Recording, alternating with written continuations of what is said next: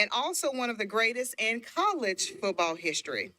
We know this is true because John was recently announced as a member of the 2025 class of the College Football Hall of Fame. Let's give it up for John. Of tackle for the University of Tennessee Vols.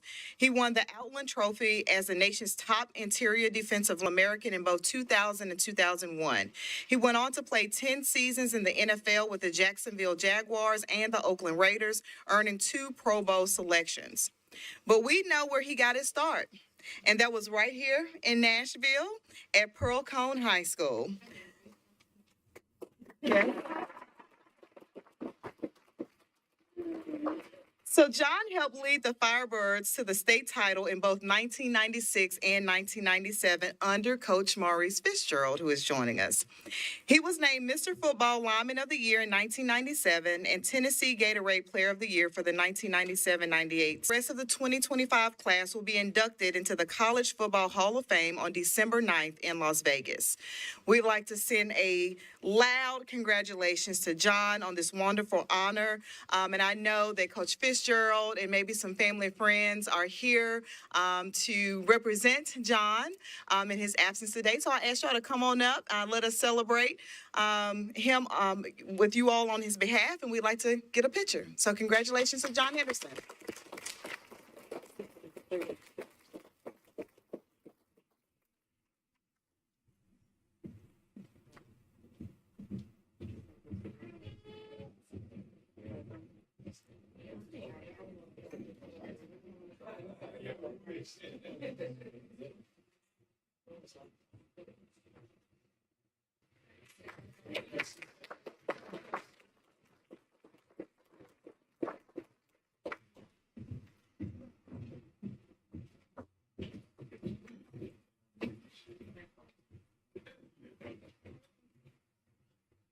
All right, so congratulations again to John Henderson on all the success he's had on and off the field. So next we have Principal Trelawney Lane and her team at Isaiah T. Crestwell Middle School of the Arts, which has been named a 2025 School of Excellence by Magnet Schools of America. Let's give it up for Dr. Lane and IT Crestwell. Crestwell is a proud, diverse school that offers fine arts, conservatory classes in theater, visual arts, chorus, and piano, band and music appreciation, dance, and strings. But it's not just about the arts. Crestwell is known for its drone club, a broadcasting club, and a strong athletics program. This recognition by Magnet Schools of America is a great honor from a national organization that understands Magnet Schools extremely well, and that will be hosting when it holds its national conference here in April. It's because of schools like IT Crestwell that's brought this national conference to Nashville. One of the judges commented, Isaiah T. Crestwell Middle School has such a rich, inclusive, and enriching magnet program. The intentionality of your program is evident throughout the application. Your staff, students, and families should be very proud of the lifelong impact you're having on the scholars attending your program. So at this time, I'd like for Dr. Trelawney Lane and team to come on up, allow us to express congratulations to you all, and thank you for all you do for your young people.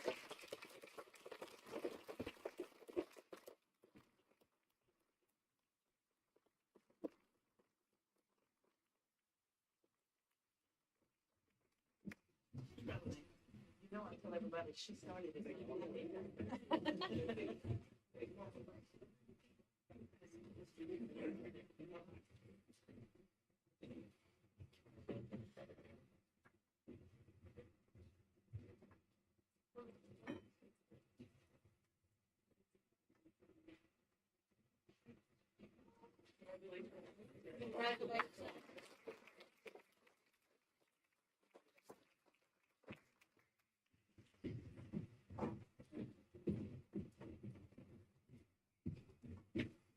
Sorry, we've got a few of these today. All right. So again, congratulations to IT Crestwell, Dr. Lane, and team. We greatly appreciate all you all do to prioritize your students. We would also like to extend congratulations group of leaders we're going to recognize. Our next two groups of honorees have won an award that not many music teachers win. I'm proud to say that Team MNPS won 2 of the 23 Music for All Advocacy in Action Awards that were announced recently for the entire nation to recognize effective music education programs and initiatives. First up is McMiddle Band Cluster. The, the goal of McMiddle Band is to show students they can sit together with kids from other schools and make music, build community, and have a good time doing it.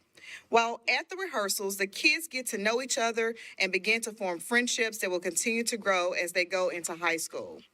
The band grew out of a conversation in 2023 among McGavitt Cluster Middle School band directors who wanted their students to have more opportunities to perform. Last year, they performed a piece that was written just for the group by DuPont Tyler Band director Scott Miller. And this year, at their band clinic and concert on May 2nd, they'll perform a piece by Adala Spencer, a college student majoring in music composition at Montclair State University, who is an alumnus of our very own Martin Luther King Jr. Academic High School. So let's give it up for our 4 middle school band directors who started McMiddle Band. They are Scott Miller from DuPont Tyler,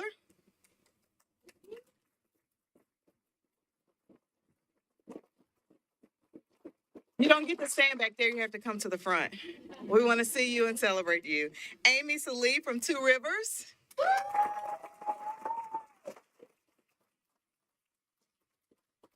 Casey Sanders from DuPont Hadley,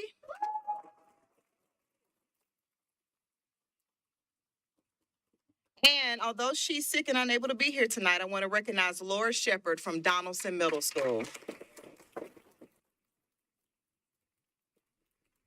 So as we get ready for our picture, teachers, band directors, thank you for your initiative and for going the extra mile for your students.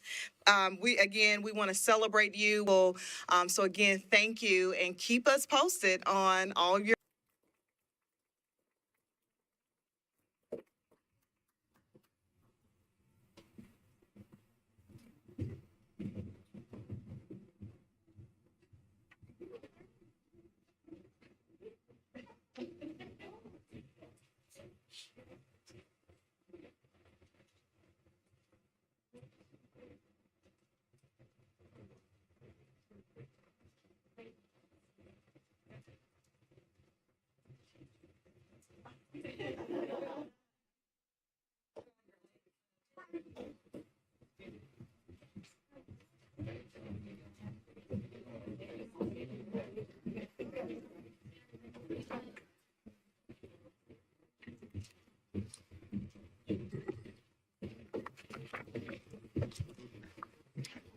All right, congratulations again. So proud of the work happening in our middle schools. And so let's turn our attention to our other Music for All Advocacy and Action Award winner, which is Bryson Finney and the MNPS Through Music. Bryson, a musician who works in MNPS Learning Technology Department, first had this particular dream in 2017. And since then, We Are Nashville has been held annually during Music in Our Schools Month, which takes place every March. Bryson and his colleagues even pulled together a beautiful video featuring MNPS students, music teachers, and some of Nashville's best classical musicians when the pandemic made it impossible to have the festival in person in 2020. And the video won a Mid-South Emmy Award. And now Bryson and the rest of the team behind our Every Student Knows song are nominated for 2 more Mid-South Emmys that we'll learn more about this weekend. The We Are Nashville Festival brings together students from across the city for a day of workshops, rehearsals, and a big joyful performance. This year's festival is set for March 24th at Simmerhorn Symphony Center, and we know it is going to be a great day of music, learning, and inspiration for hundreds of our young people. So please help me congratulate Bryson Finney and the Visual and Performing Arts team on a job well done, and thank you for representing Nashville Public Schools so well. Come on up.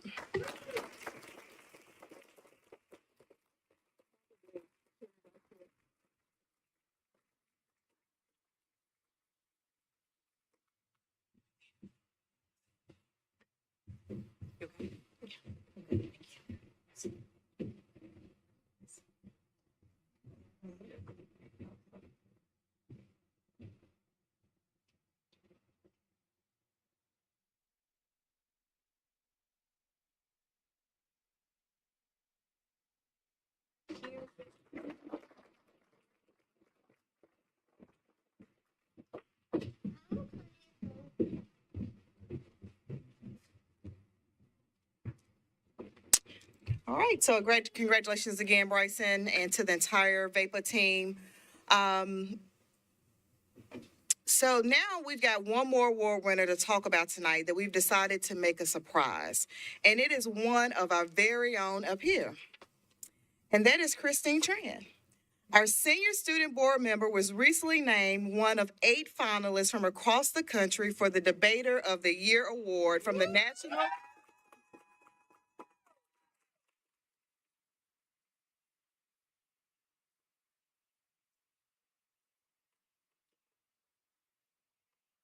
So Christine was, again, recently named one of the 8 finalists from across the country for the Debater of the Year Award from the National Association for Urban Debate League. So you didn't think I knew this, did you? Christine, who is a senior at James Lawson High School, joined students from Chicago, Houston, New York City, Silicon Valley, Tulsa, and Washington, D.C. in competing for the award, which will be announced in just a few weeks. So Christine, we are proud of you. And we know there's so much more to come. So congratulations to you.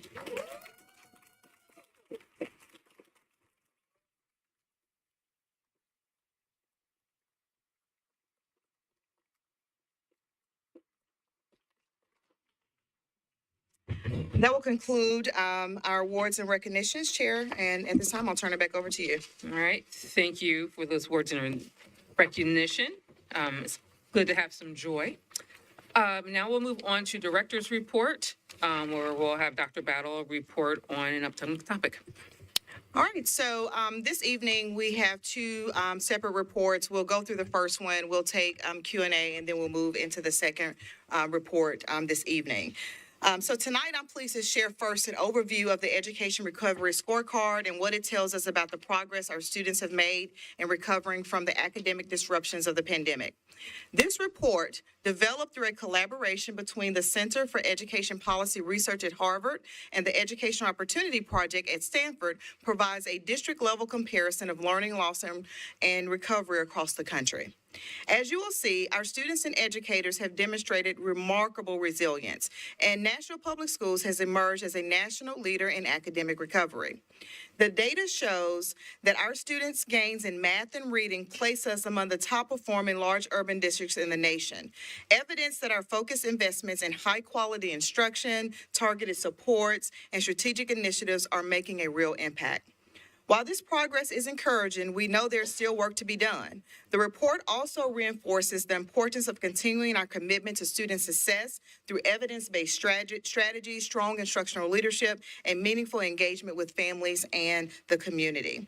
Paul Changus, who continues to work closely with our research assessment and evaluation team.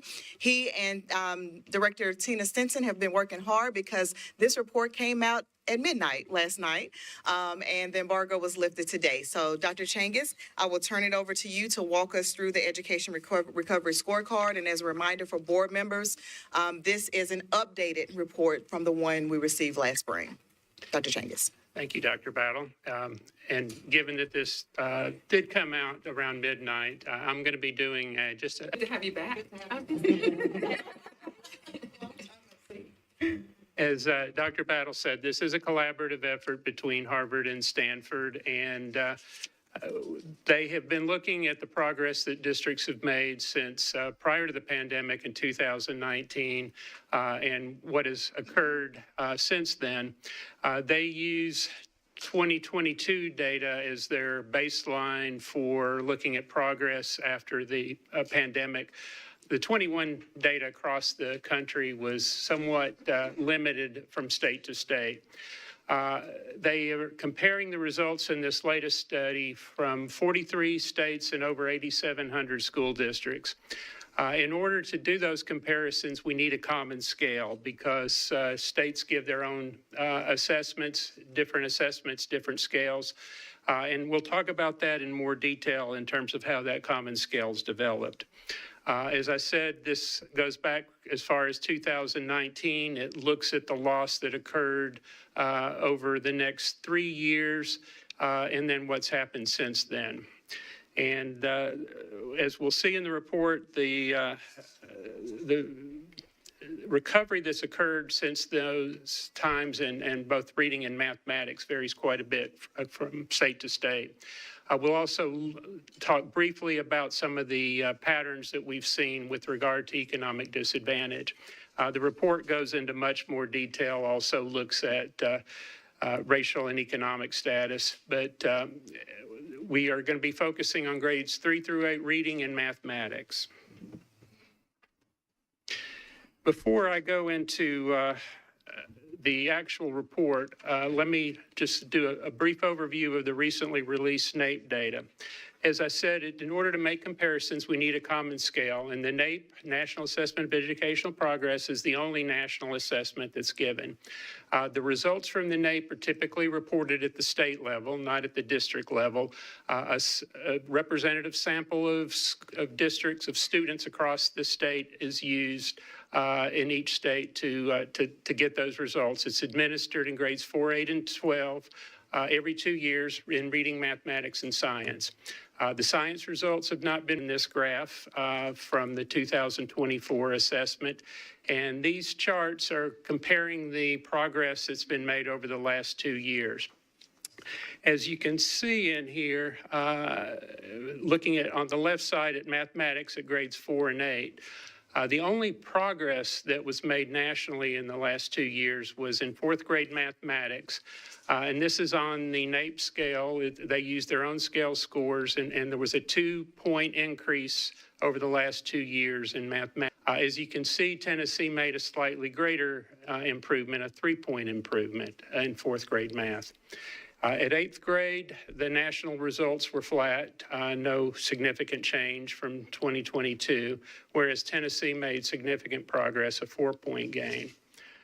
The reading results are not as positive. Nationally, we saw the last 2 years at both 4th grade and 8th grade in reading, and Tennessee results were flat.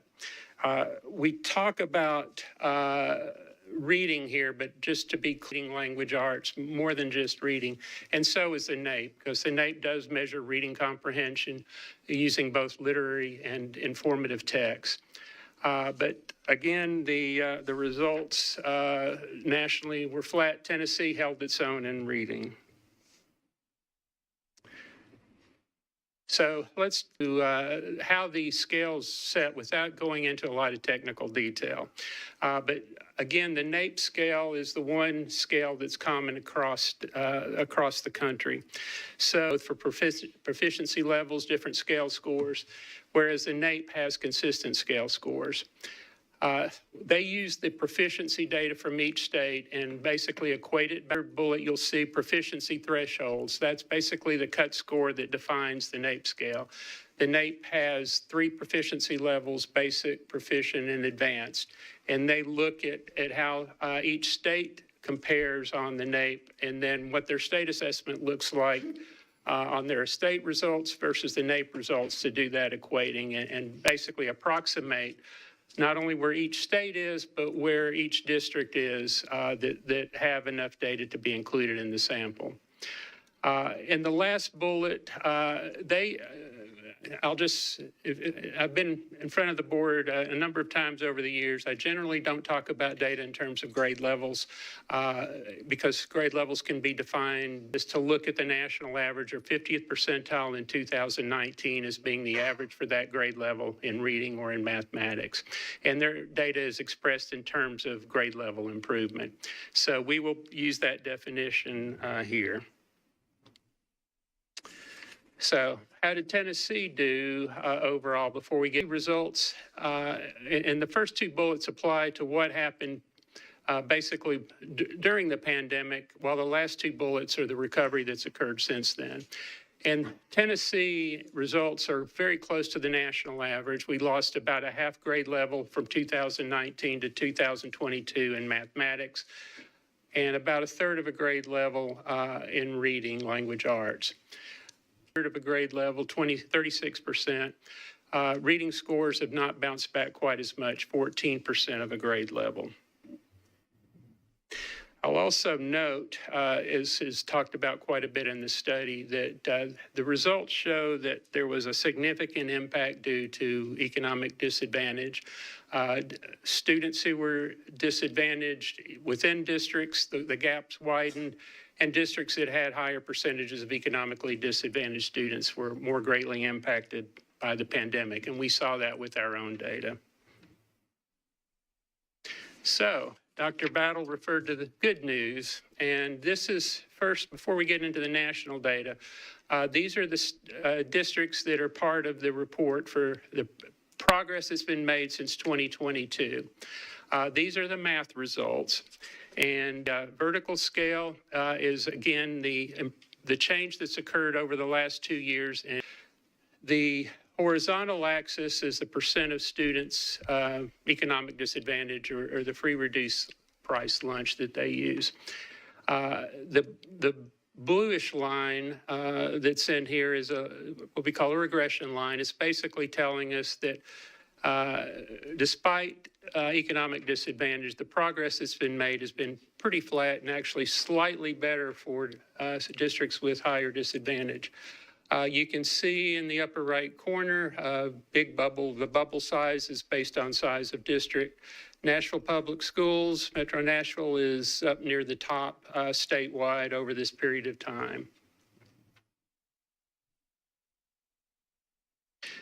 If we turn to the data for reading, here we see that the regression line is actually showing that as economic disadvantage increases, there tends to be lower gain on average among Tennessee districts. We, however, still rank among the highest districts in terms of our reading gains over the last 2 years.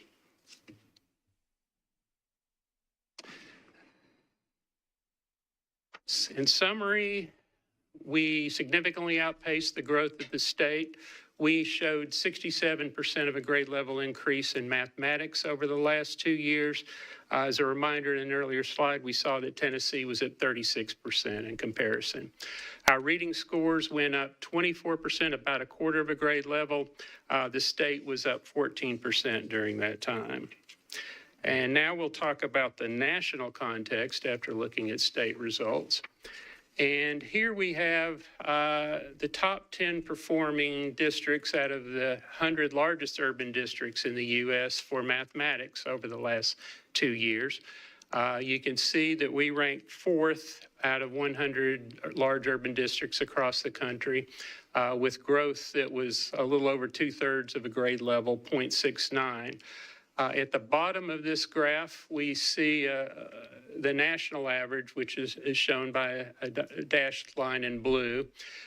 Nationally, the increase was only about 1/10 of a grade level, 0.11. Tennessee, during that time, 0.36, about 1/3 of a grade level. So again, that's mathematics. And if we turn to our reading language arts, these are the top 10 of the 100. You can see the national average actually declined over the last 2 years in terms of progress. They lost about 20%, 19% of a grade level. Tennessee had slight improvement at 13%. We were at 24% improvement. 2021 as its baseline, 2022 as its baseline. Again, because data was limited from state assessments in 2021. As a reminder, the last time I was in front of the board 2.5 years ago, slightly after my retirement, my semi-retirement, I had good news to share as we looked at our 2022 data relative to the prior year. All that's to say that our bounce back, our recovery started prior to the 2022. We actually saw over an 8% increase that year in our proficiency in mathematics and over 7% in reading. So as good as our data looks since 2022, I think it would look even better if we had a 21 baseline. In 2022, we also saw that our growth, both for 3 through 8 reading, language arts, and mathematics, was above the state average. And as you all are well aware, we've continued to make value-added progress each of those years that surpassed the state. And as we saw earlier, the state. Before I turn this over, the other comment I will make is that among the 100 largest districts in the country for both. And again, this report came out late last night. We'll be digging into it over time. But one of the key findings, again, was that there is an impact due to economic disadvantage that remains persistent. And the data shows that the achievement gaps have actually widened over time, and that the highest income districts have about a 4 times more likely chance. The federal relief dollars, as studied in this report, show that it did mitigate some of that loss. It's had a real impact. But as we know, going forward, and we've made strong progress based on our use of ESSER and bridge funds and our initiative alignment. But we're still below the national and state averages in terms of achievement. We're still bouncing back. There's still work to be done, but we need to continue that work. And to discuss how we've accomplished that and how we're going to move forward, I'm going to turn it over to Dr. Battle. All right, thank you so much, Dr. Changus. It's just always good to have so much expertise and knowledge around our data and around research, how we assess our students, and how we evaluate ourselves up against the information we do have. So one of the most frequent questions last year after the first kind of latest update around the Education Recovery Card came out.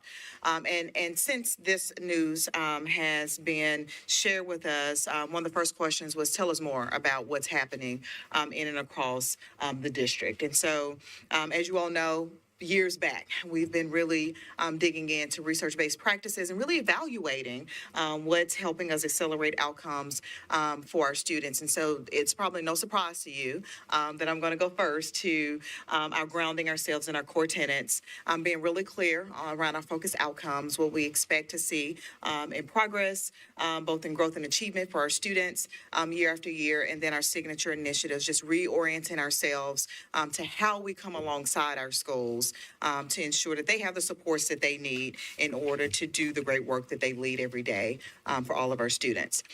Which leads us to our GPA experiences, right? We know that they are described as our guaranteed, personalized, and applied experiences for all of our students as they move through our seamless pathway.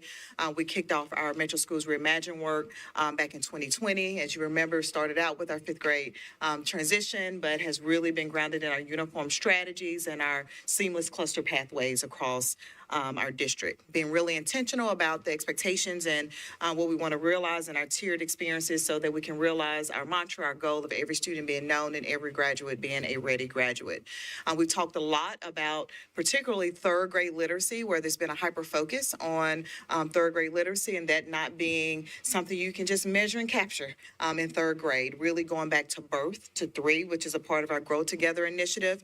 And that is capped off by our internationally known Academies of Nashville structure at our high schools, as well as our University of MNPS partnership. So by way of that, making sure that we have that seamless pathway into college and career.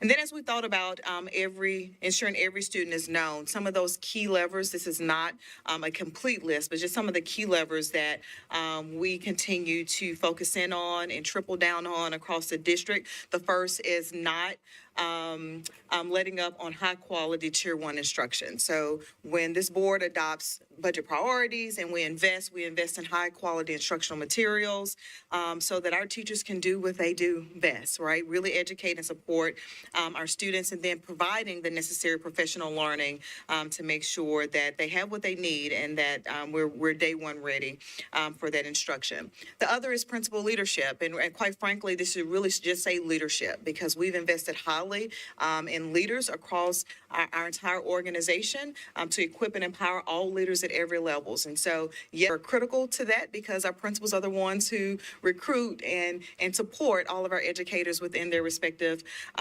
school communities. So when you hear words like the MNPS leadership framework, when you hear words like the leadership playbook, it's all about really setting the expectations for leadership, regardless of the seat that anyone sits in across our organization. Our wraparound bridge funding, making sure that we can continue those key strategies that were proven successful during the pandemic, beyond the pandemic as well. So when you think about our advocacy centers, when you think about counseling, mental health supports, nurses in our schools, our navigators, all of those are key strategies as a part of our wraparound supports.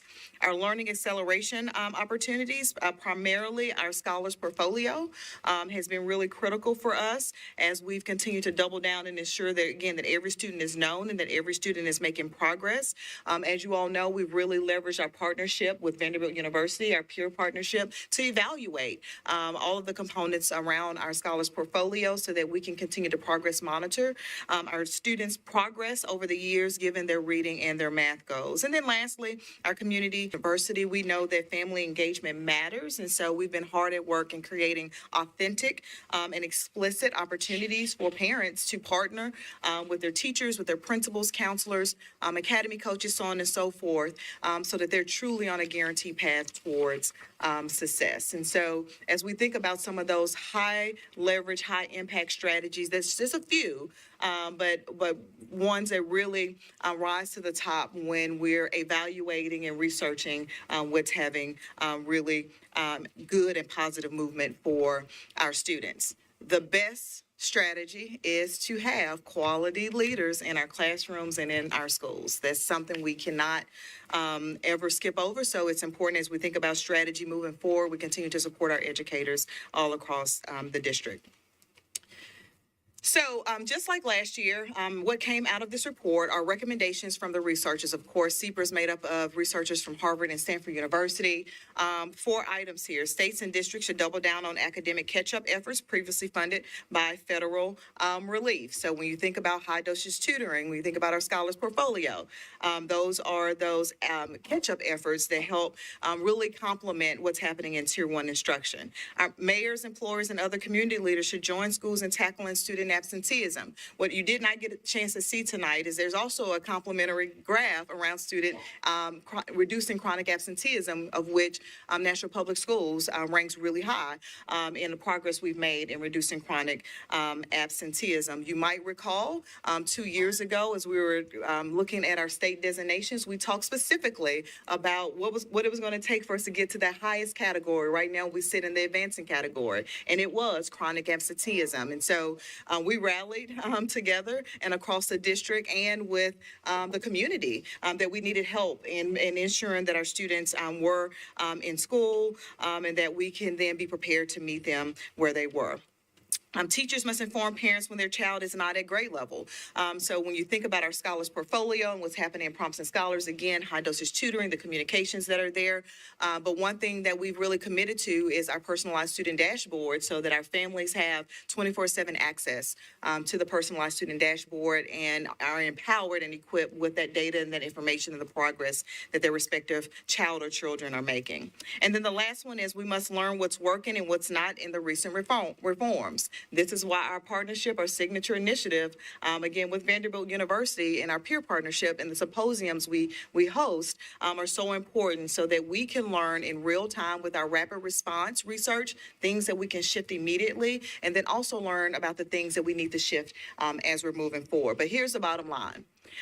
These are all 4 in action in Nashville Public Schools. And what I want to highlight here is when you think about the districts who've shown up in the top 10 recovering districts across the country, we are the only school district that's been there multiple years in a row. And so I think that's a testament to our prioritization, our focus around what's translating into positive outcomes for our educators and for our students, and is also realizing your priorities for this year as we move forward. So kudos and thank you for that focus and that prioritization that you've already demonstrated.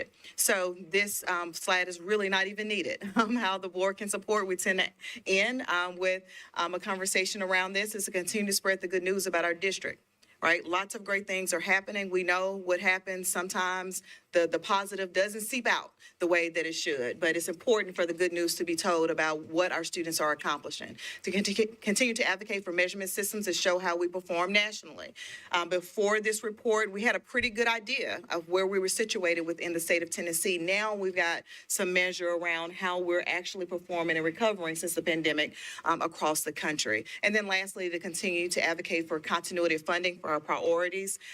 We've been extremely proud of the investments that have been made into our district. We've already moved some of those key strategies into our operational budget. But when ESSER sunset, remember they were non-recurring funds. So it's important if those key strategies are yielding results that we get them into our operating budget. So again, thank you and kudos to the school board, mayor, council for continuing to prioritize the things that are translating into that return on investment on behalf of our students. And then I'll close by just saying thank you to Team MNPS once again. You continue to just lead the way. Our North Star is to become the large premier district in Tennessee and beyond. And I think this data, the NAEP data, as well as the Education Recovery Scorecard data, really demonstrates the quality of educators we have, the talents we have in our students, the family engagement and partnership that exists, and of course, the leadership from the board and the entire district. So thank you again to Team MNPS. I will pause Board Chair and see if there are any questions that we can respond to. Thank you. Does anyone have any questions or comments? All right. Board Member Tren, sorry.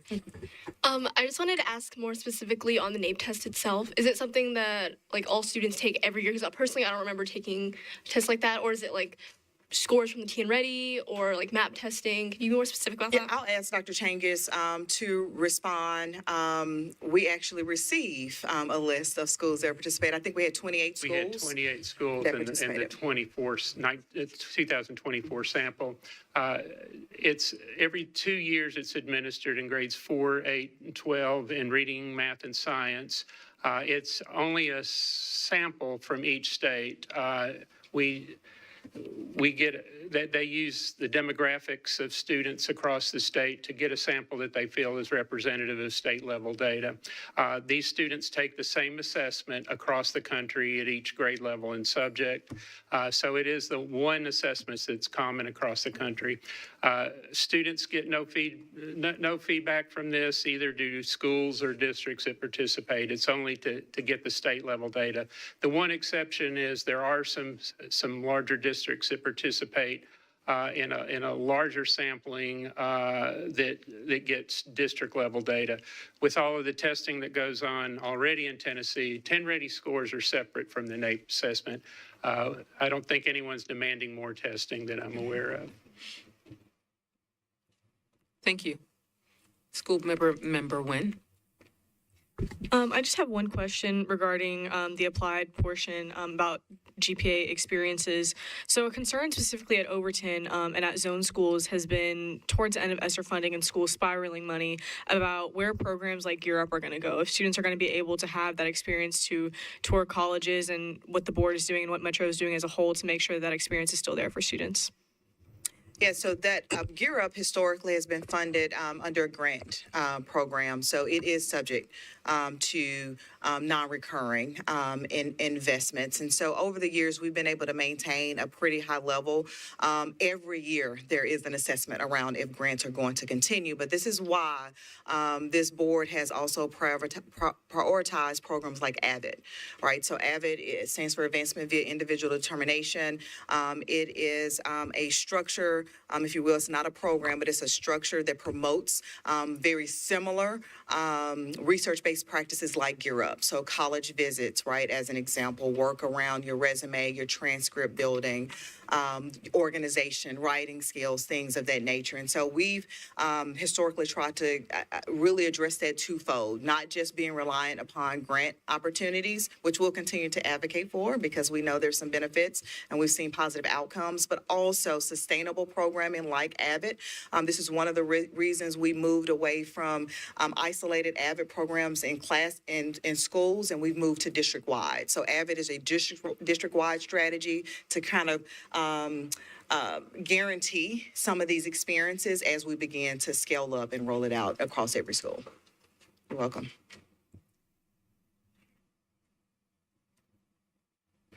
Member O'Hara Block. I just want to, I like usually comment on things like this, so I feel like I kind of have to, but also it's like, it's just so exciting.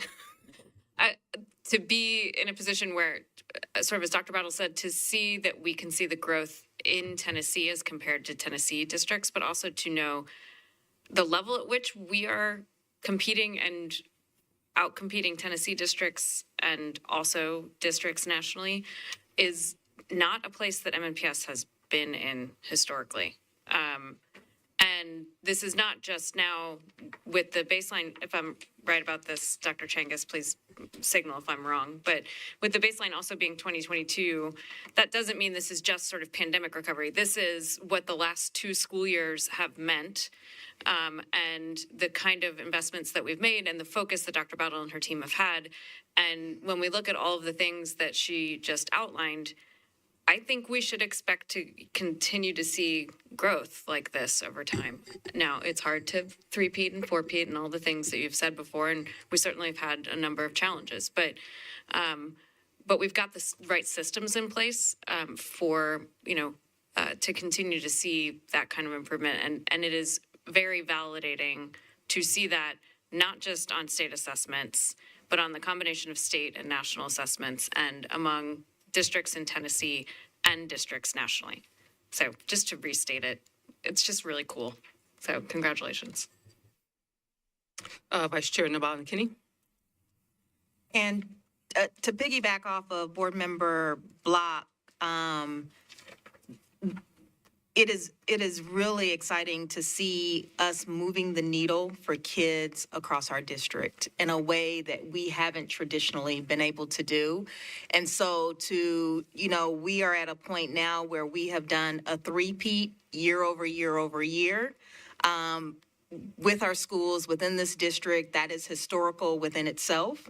And to see us move the needle where we are now outpacing the state in areas is pretty historic for us, and compared to how we are doing on a national scale, says a lot about Dr. Battle, her team, teachers, principals, the system and the way in which it is moving the needle to really support kids. And I just want to reemphasize this because the fact that you are looking at more than 7,900 districts? Did I get it right? Over 8,000 districts. I got that mixed up backwards, 87 something, yeah. Looking at more than 8,000 districts across the country, and MNPS is ranking in the top 10 in both math and reading is phenomenal. And to be able to do it twice in a row, y'all, this is game changer. We are really doing what it takes. And it doesn't mean that we stop here. We know where we are. We know that work has to continue to happen. But we are seeing that the systems that are being put in place are moving the needle, and we are getting the return on the investment that we are asking for and that we are and that our kids deserve. And so thank you, Dr. Battle. Thank you to your team, to MNPS, and everyone who makes this difference. And if you don't mind, Chair, if there are no other comments, again, I must just send a loud thank you again to the entire team, because on the brightest of days, on the hardest of days, our educators show up. They show up for our children. They pour in long beyond the hours that they are required to pour in. I mean, they're meeting students, many different hats every day. And so I stand shoulder to shoulder with all of our educators across this district. It does not matter, principal, teachers, support staff, everyone is instrumental. Our drivers, our transportation department, nutrition services, we cannot do this without everyone really leading and just optimizing their potential and their talents across the district. So forgive me for having the mic again, but just wanted to echo that and just how fortunate I am to work alongside such a great team. Board Member Elrod. Thank you. First, it's good to see you again, Dr. Chengus. I appreciate you getting up at midnight to read this information. I think last year I got the text that it was out like around 2:30. So maybe that gave you some extra 2.5 hours to do the work. Get some sleep tonight. I cannot remember, and if you don't have this number off the top of your head, that's okay. I can get it later from the team. But can we know, or do we know off the top of our heads, what our average was last year so I can compare this year to last year, since we are doing this for 2 years in a row? It's okay. Probably have to get back to you. That's fair. Believe I have it, so, but you're talking about the average in terms of the In reading and grade, math. the grade levels? Yes, sir. I will have to get that back. We, again, ranked quite highly last year, as We you did. know. But That wasn't heard. We were 3rd and 6th last year. And then I know that you mentioned against truancy that there is some positive growth there. And I know we've done an incredible amount of work with not only a pilot program in some of our most comprehensive high schools, but then throughout all of our schools to try to work on our truancy numbers. And you said there was a graph. Is that found within the NAEP report, or is that something we need to get from y'all? Yes, you have them in the website, the National Education and Recovery Scorecard. You can just go to Tennessee, click on Davidson, Metro Nashville school system, and all the charts are there. So they're public documents, and I'll make it easy. I'll make sure you have them all by before the end of the week.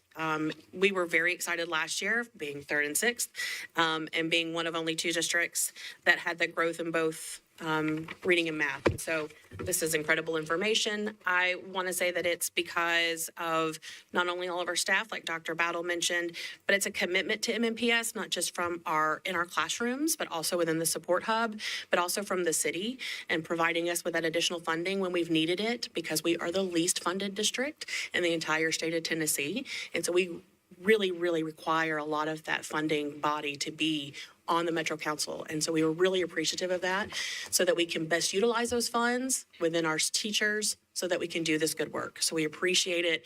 We are proud to be good stewards of those dollars, and that we have this return on investment that we can show to you. So thank you so much. Yeah, and I'd just like to close out of, this is what our accountability looks like. I know people ask, what are we doing for accountability, and having outside validators showing our growth and showing the success that we have, and it has been sustained year over year. I think it's a really important highlight to do, that we are achieving growth, and we're continuing to achieve that growth, and it's continuing to build year over year, that we'll get to higher rates of proficiency and increase over time. So I know, as we say, we like to nerd out on data. This is the perfect example when I say we like to nerd out on data, to prove that we are doing the work and that we're holding each other accountable. And like Dr. Battle said, the staff that continues to pour in, pour out, day after day, hour after hour, the work does not go unnoticed, and we appreciate it. All right, we'll move into our second half of our director's report, the school safety report. All right, thank you again, Chair Player and board members. So I wanted to take some time to go over the contract that's before you tonight for the concealed weapons detection systems, as well as a general overview of our school safety initiatives that have been layered in over decades, and in particular, the last few years, to protect students and staff. So I'll go ahead and tell you that a lot of the information we're going to cover tonight is based on the questions and feedback that I've received from each one of you in the past few weeks about our efforts to address school safety in a multi-layered, multifaceted approach. So thank you for your questions. Thank you for pushing on the clarity around where we are and how we're planning to move forward. So over the past several years, Nashville Public Schools has made significant investments in security enhancements to ensure a safer environment for students and staff. This slide outlines some of the key measures we have implemented. Controlled access to schools regarding security vestibules have been added at main entrances to provide an additional layer of security before visitors can access the building. AI phones, are also called AV intercom locks, at main entrances allow staff to verify and approve entry before granting access. Badge access at exterior doors ensures that only authorized personnel can enter specific areas of our building. For our classroom and campus security, classroom doors with locking capabilities provide teachers and students with added protection in the event of an emergency. Shatter-resistant film has been installed on windows and entry points to make it more difficult to gain unauthorized access. Our security cameras and brandished weapons detection allow for real-time monitoring of campus activity with AI-assisted detection to alert staff and law enforcement if a weapon is visible on camera. Just to be clear, this refers to brandished or visible weapon detection included in our security camera network.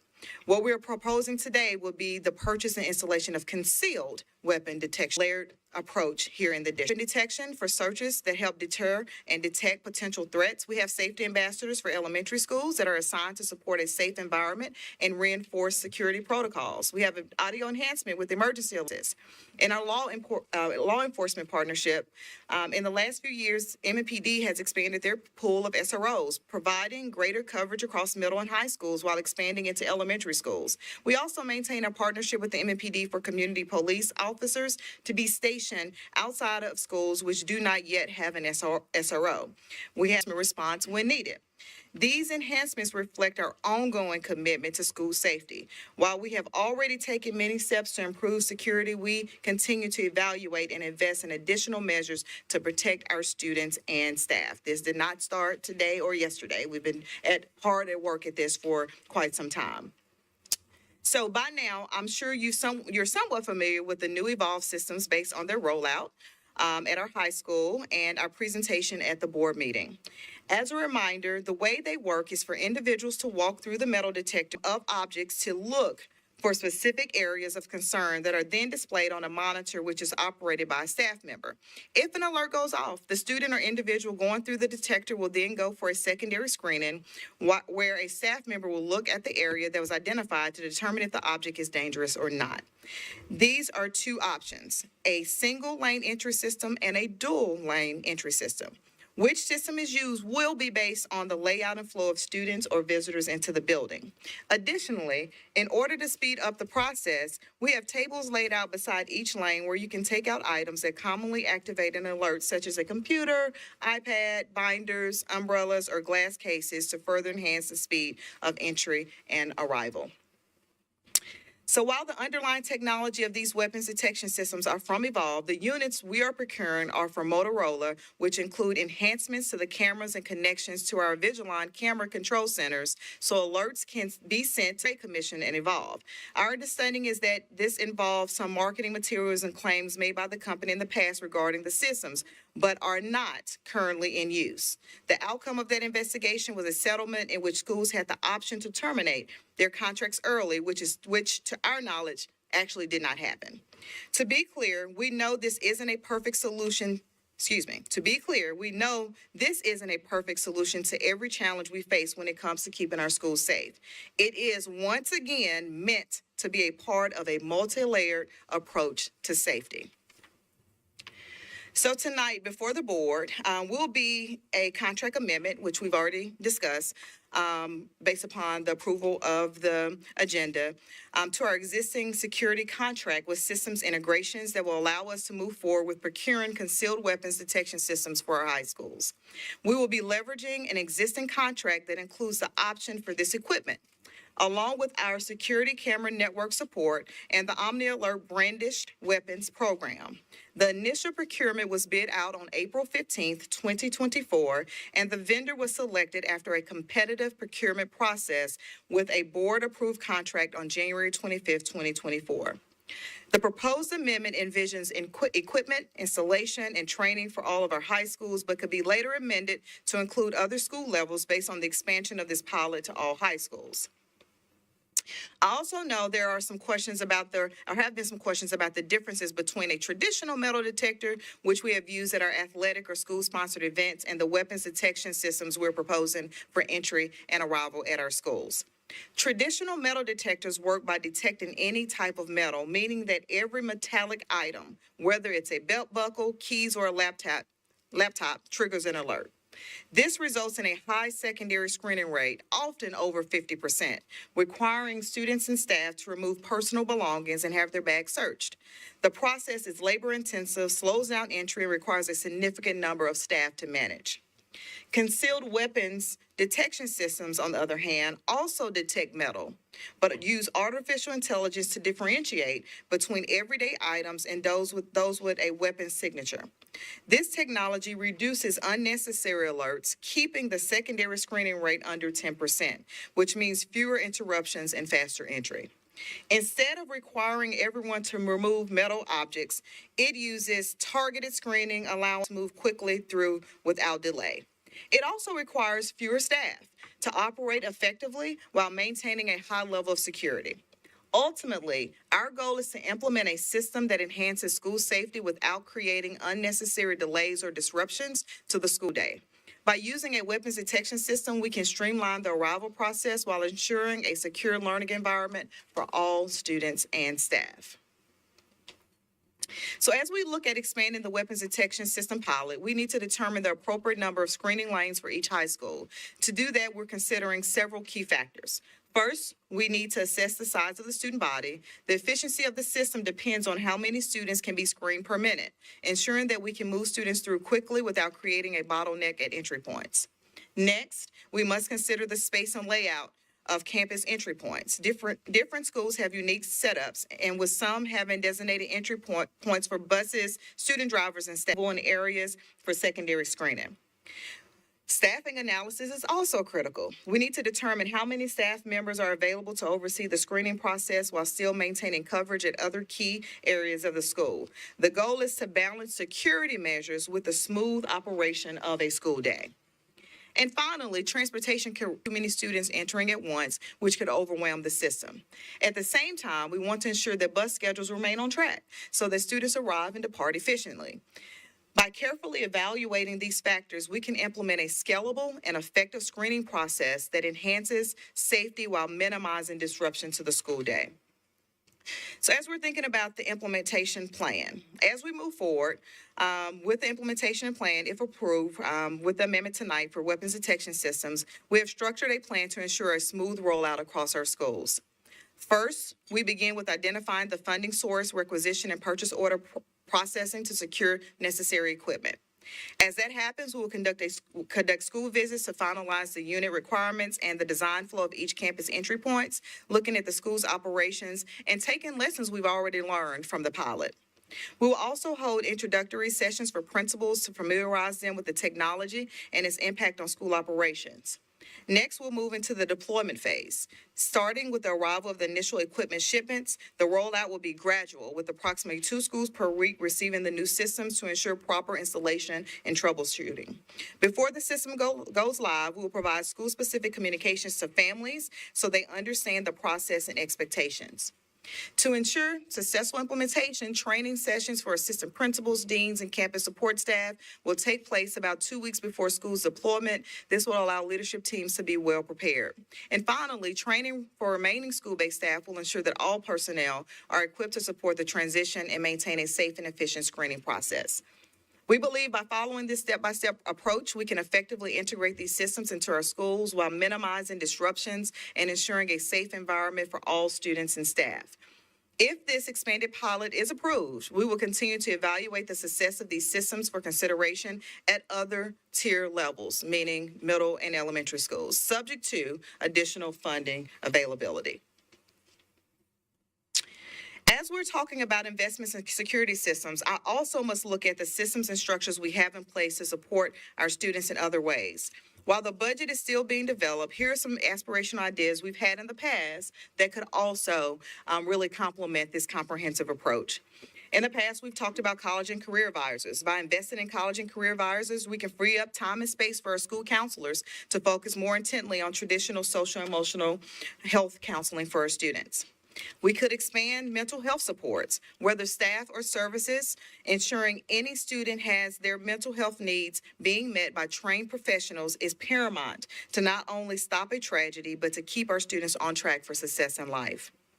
Student success centers. We know that exclusionary discipline can be necessary for a safe and well-disciplined school. We also know that out-of-school suspension may not serve the purpose of correcting and restoring student behavior. We've talked in the past about student success centers as a way of supporting students during their time out of school to keep them on track while receiving intensive SEL supports. This success center also includes a family component because we know that supporting the entire family can prove to be successful as well. So with that, I will conclude my update around our school safety initiatives. And Chair, I will turn it back over to you for any questions or feedback. Thank you for that report. I will open it up for questions and comments. Anybody have a question or a comment? School Board Member Tran. I had two questions. So first off, the weapon detection system, do we know like the accuracy percentage of the AI that we use to detect the weapon signature? So let me introduce a few folks who might address some of the conversations. Chief Sullivan Stark, who is here, and we also have Jill, who is joining us from Evolve. I could answer the question, but I think y'all would do a much better job at responding. It's, I appreciate that, Dr. Battle, and what a great question. It's a really in-depth question, and I appreciate it. And I'm going to ask our company representative just to give the most appropriate answer for you. Sure. It's great to see all of you again. That's a great question. Again, my name is Jill Lamont. I'm Vice President of Education over at Evolve Technology. To your point, it's not a perfect science, right? And that is one of the most important parts about our technology is that because it's using the AI, it's actually learning, not from those individual systems, but from our entire fleet of over 6,000 systems across the world. And that is the people who are actually using the system every day, the operators, are what we call it tagging different items to actually teach the system. So it's getting more and more accurate. Part of what the district would be getting with this contract is actually quarterly, if not more often, software updates where the system is actually learning from itself and from the data. I don't have a perfect number for you because there's different environments and different settings. What I can tell you is that I asked Mr. Stark, it's okay to share that at the high school, you're seeing numbers that are less than 10% typically on a daily basis of students who are getting stopped and looking for weapons. I'm unsure if you've shared how many weapons have been found, but if that number helps you, that means somewhere close to 90% of students are walking through the system without interruption and getting their butts in seats for instruction, which, like Dr. Battle said, we're always trying to balance the need for the environment and the positive, nurturing environment, and then also the safety and security element. So. Your mic. Sorry, can I ask a clarification question about that? Oh, right. Okay, so kind of like building on that question, because it's like a machine-based learning model, I think that's what it's called. Are these models like different at different schools? So then if like one school has more weapons detected, then would that school have like a better like accuracy, or like would it be better at detecting? So what than you for heard other me schools? describe were the types of equipment that's available. So a single lane, fewer folks, double lane, more folks. That's what you heard me describing. But generally speaking, they're very similar systems. Our determination is just about the rollout, right? So how many do we need based upon the enrollment size of the school, the design of the layout. So you'll see consistency in the equipment. How many systems that are needed, which are the same, would depend on the student and school population. Anything else you want to add to that? No, it's okay. That's great. My second question was I think about the 2 per week, or the 2 like implementing them to them. Like, would it be at just one school, or is it like one at one school and one at another? So it means the system at one school, regardless of how many systems we need, and the systems at another school, regardless of the number that we need. Thank you. Yes. School Member Lynn. I would like to know a little bit more about how the pilot at Antioch went. I know that you stated that weapons are detected or students are stopped about 10% of the time. But if you could tell me more about how it went at Antioch with the large population of students, that'd be amazing. Yeah, and I'll invite the team to chime in. I have had the pleasure of observing it on a number of days. So a few things that we were observing for. One was the ease, right, of students coming through the system. How long did it take from the first student who came into the last student we came in the normal rush of arrival?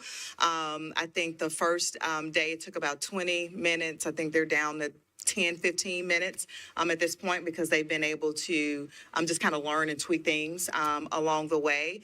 We've been following the number of students and visitors scanned throughout the day. We've been following the alert rate. So I just want to be clear, the alert rate just means that it required a secondary screening. It does not mean that there was anything found or located. We've actually not experienced that in the pilot at any. I could just, something triggered, we needed to do an extra search and check. The first week, the first couple of days, it was eyeglass cases. And so we learned that right off the bat, which is why I added it in my talking points today. We know that's something that we'll pick up. And so those are some of the common things on the ground. It was just more so like conversations with students and staff members about the ease, about their perceptions of the weapons detection system, which were all pretty positive. Much easier than I thought. I've seen this before. This is like pretty common. And if I'm forgetting any other data points or information more, or Jill, please feel free to chime in. We have seen, I think we were even down to 7% today or yesterday, if I remember, of folks being pulled aside just for a secondary search. But by and large, I've just watched students just walk through and staff members as well. And let me clarify, we're not shooting for that number to be zero. Right. The goal is not for that number to be zero.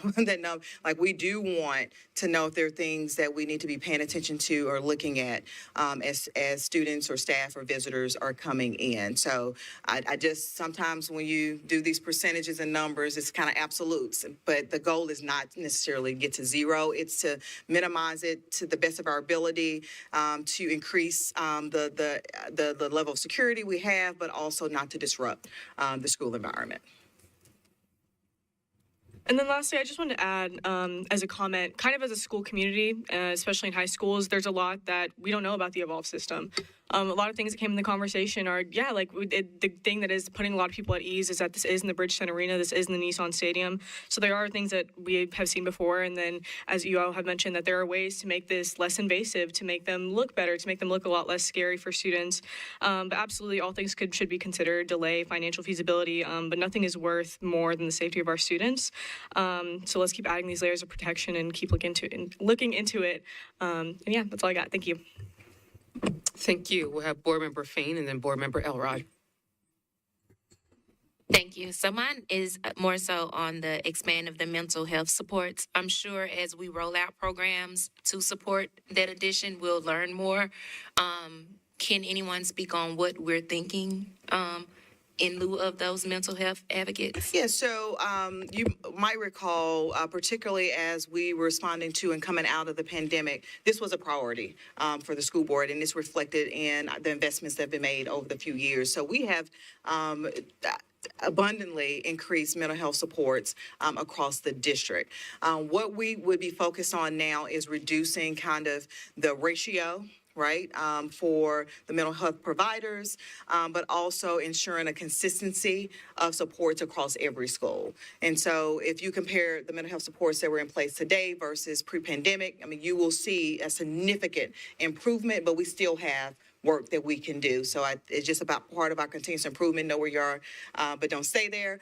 We know where we are today, but we're also looking for how can we expand and reach more students to provide what they need.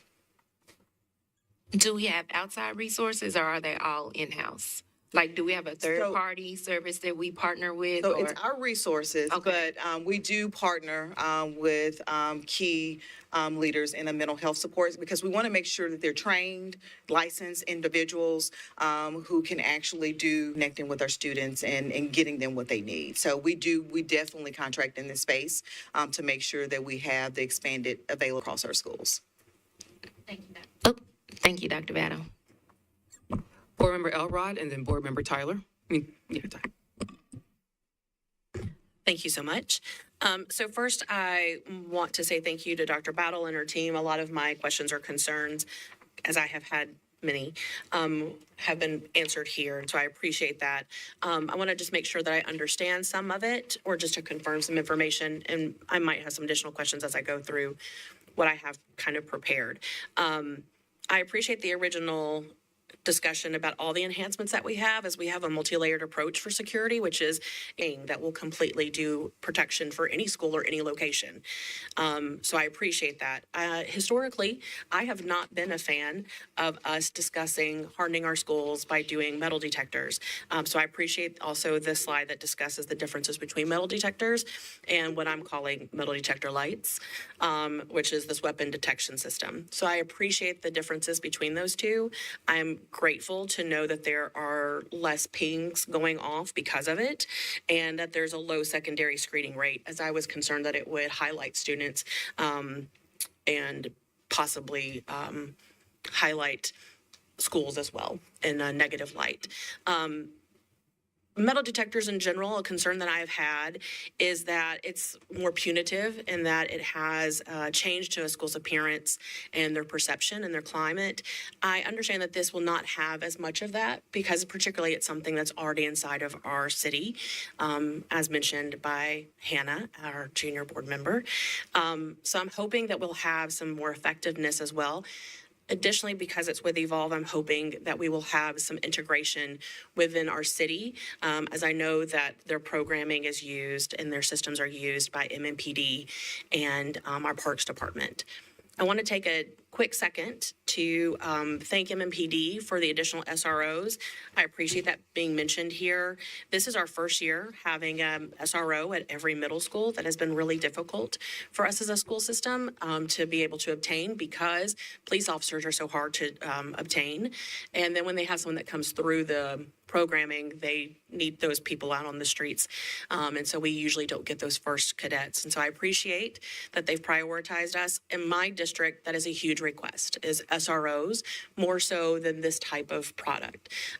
But there's always concerns about safety because our students are very important to us, whether they're our children, like my own children that attend MNPS, is as we continue to implement this, I appreciate that it says that we're going to do it kind of in a slow process where it's no more than 2 schools so we can manage it. When do we think all of those schools will be done? I understand that there's probably going to be issues with getting the materials. There's probably going to be issues with, of course, us taking our time. Are we aiming to try to get it all done by the end of this school year, or are we hoping that it will take a calendar year? What are we planning on for that rollout? No, so, I mean, it's all really to be as well. So if approved tonight, that's going to give us opportunity to work closely with systems integration about how quickly we could obtain the equipment, how quickly they can be shipped in, and then really putting dates to our training plan for our staff. So to be determined, but of course, if approved, we will want to move efficiently but effectively, right? Because there's no measure that you can implement that is going to yield what you are anticipating if you do it haphazardly. And so we want to make sure that we're really deliberate in their process, as well as there's no one security measure that will solve for every challenge that is out there. And so we've got at the beginning of this presentation, I listed out a ton of security measures we have in place. Now, I'm going to be transparent. That you create tension between some of those because you have to be clear about what you're trying to solve for. And so we've been adding security measures over the years, being responsive, and now we've got to figure out how to work around some of those security measures that solve for one thing that may not solve for this thing. And so we need to be very deliberate and intentional about that. So we'll move swiftly, but we also want to be we want to move with high integrity around the implementation of the equipment. Which I appreciate. One of my concerns that I know I've voiced in the last board meeting was what was that rollout going to look like and making sure students didn't feel like it was being done to them or certain populations within our schools were not felt like they were being targeted by the implementation of the program. Within that, I think your answer leads me to my next question, which was the security vestibules. My understanding of how it's currently looking is students come through those security vestibules, and then they're able to stay within that vestibule, or do we have students that are standing outside through future capital budgets? So again, it depends on the size of the school and the layout of the school. Every school has a security vestibule in some form or fashion.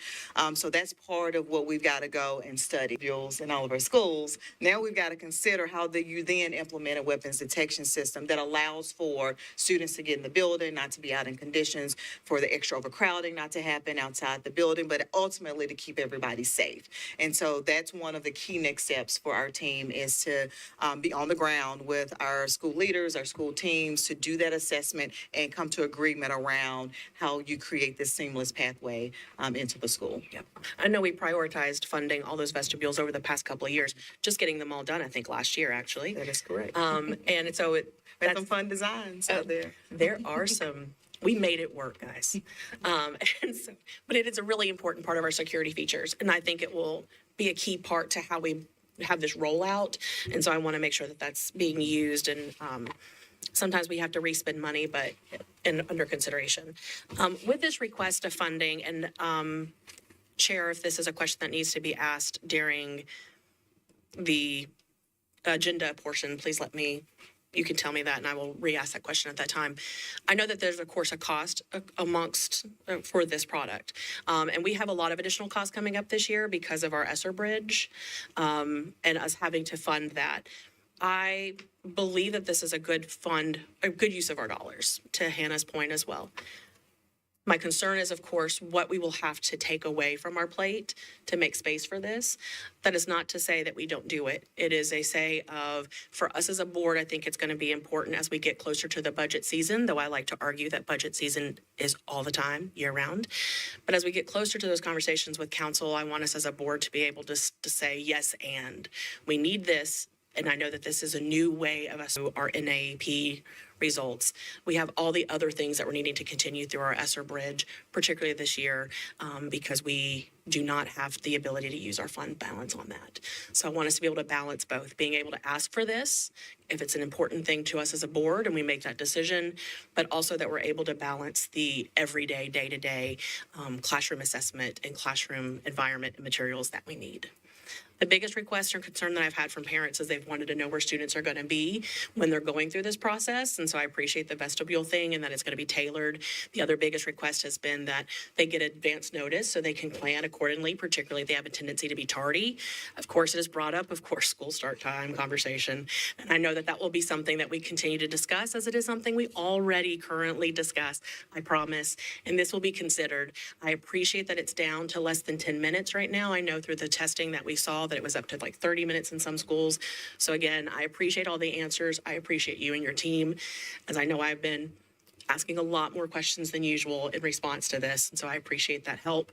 And I believe that's gotten through all of them. Thank you. Board Member Tyler, then Board Member Young. Okay, so when we're looking at scaling the pilot, one of the things that you talked about was the staffing analysis. So will this require us to hire more people? So it could eventually. So what we need to do first, like we did at Antioch, we studied the staffing makeup of the school, determining like roles and responsibilities, what does it take per machine. I will say day one, we probably had double the number of folks there than we needed. We've now learned that we can back that off quite a bit. And so it will take a school by school analysis, because let's remember, we are a student-based budgeting district. So school teams are empowered with making the staffing decisions outside of meeting the classroom requirements in class size. And so it will take us being very intentional and looking at who's on deck and where there might be some gaps that we will need to fill. But we're going to, again, individual school. We're not taking a one-size-fits-all approach. This will be school by school and making these determinations. And I'm kind of to piggyback off of that. So what is the extra lift that we're asking of our existing staff to do this? There's the initial training, which we did with pretty good ease for the largest staff we have in the district. And then there is probably a 30-minute at most shift and responsibility at the start of the day. Most schools are going to be able to manage the normal flow throughout the day. It's the arrival flow where everybody arrives at the same time for the start of the school day. So we've narrowed this down it's actually less than 30 minutes. But if you include setup and any prep that's needed, it's 30 minutes or less of a focus time for staff members to training outside of that to scan everyone in. Okay. I just want to make sure that we're not choosing teachers who might have a planning period during that first period to run this. I don't want them to lose what they need Yeah, to this do is their job before the start of appropriately. the school day. Okay. All of this happens before the start of the school day, and it's highly unlikely. So because we're fortunate that we have some dedicated roles that are focused around safety and security already in our building. So for example, campus support employees, we have safety ambassadors in our elementary schools, we have deans of students that are all about the culture and the environment. So, many of our schools are already equipped with those leaders who is kind of part of their roles and responsibilities already. And we'll look to retrain and look to scale the weapons detection system. And forgive me if you already addressed this, but I don't remember hearing it. So is this going to be on all day long for visitors and students arriving late? That's correct. And so how will necessary staff be needed? Because obviously you're going to need more during the initial influx, but once that backs off, what's that going to look like for our existing We've got staff? a pretty perfected system right now in one of our schools of what's required. Again, as you think about staffing models that are in place already, you already have individuals who are actually manning these spaces, right? We're just now equipping them with resources in order to do it more efficiently, either through the front lobby, kind of vestibule area, or the main office. This is the kind of the routine that those leaders were already in. Now they just have a more advanced technology. Every day I walk through the weapons detection system as well, right? Because it's going to require kind of all hands on deck, making sure that we're all kind of modeling and staying true to the security enhancement that we're looking to implement. Okay. Looking at the transportation considerations, so knowing that we're going to have to maybe stagger the unloading of buses, is that going to change pickup times? Or will buses just hold students at the school? Yep. So what typically happens, this is actually a recommendation that came from our principals. So one of the things that happens is when students arrive, most times they arrive, and particularly in our high school tier because they're first, they typically arrive a few minutes before they can actually unload from the bus anyway. And so all we're doing right now is studying if there is a systematic way to say, well, don't unload. In this case, we have 27 buses. Don't unload 27 buses at the same time. Let's unload the first 6.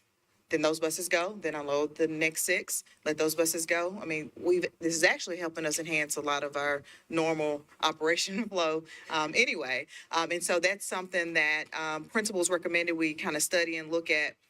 It did not require a later pickup or earlier pickup. It just meant we were managing from the point in time that the bus arrived at the school. Okay. All right, great. That kind of follows my next question of, have we noticed that this is impacting when students get to class? It has not. Again, we are testing this. This is a beautiful thing for us. We're testing this right now in our largest school, period, regardless of tier. And the first day, we were maybe 5 minutes before we got the last student in. Now we are well before the bell, and students have come in and transitioned into the school, picked up breakfast, went to their locker, and in class on time. That's a goal that we set for the team. And the other thing that we can consider here is as we think about single lanes, double lanes, how many lanes, you really want to narrow the entry points within the school. If we see that, then we'll adjust, right? That might mean we need an extra lane to create a faster, more efficient processing into the school. But we've not experienced that at Antioch. Okay. And are you also thinking of staggering maybe student drivers and buses, or has that not been an issue? And I guess that's a school by school decision. Yeah, and so this is part of the normal operations, particularly in high schools anyway, so we haven't noticed a need to shift this.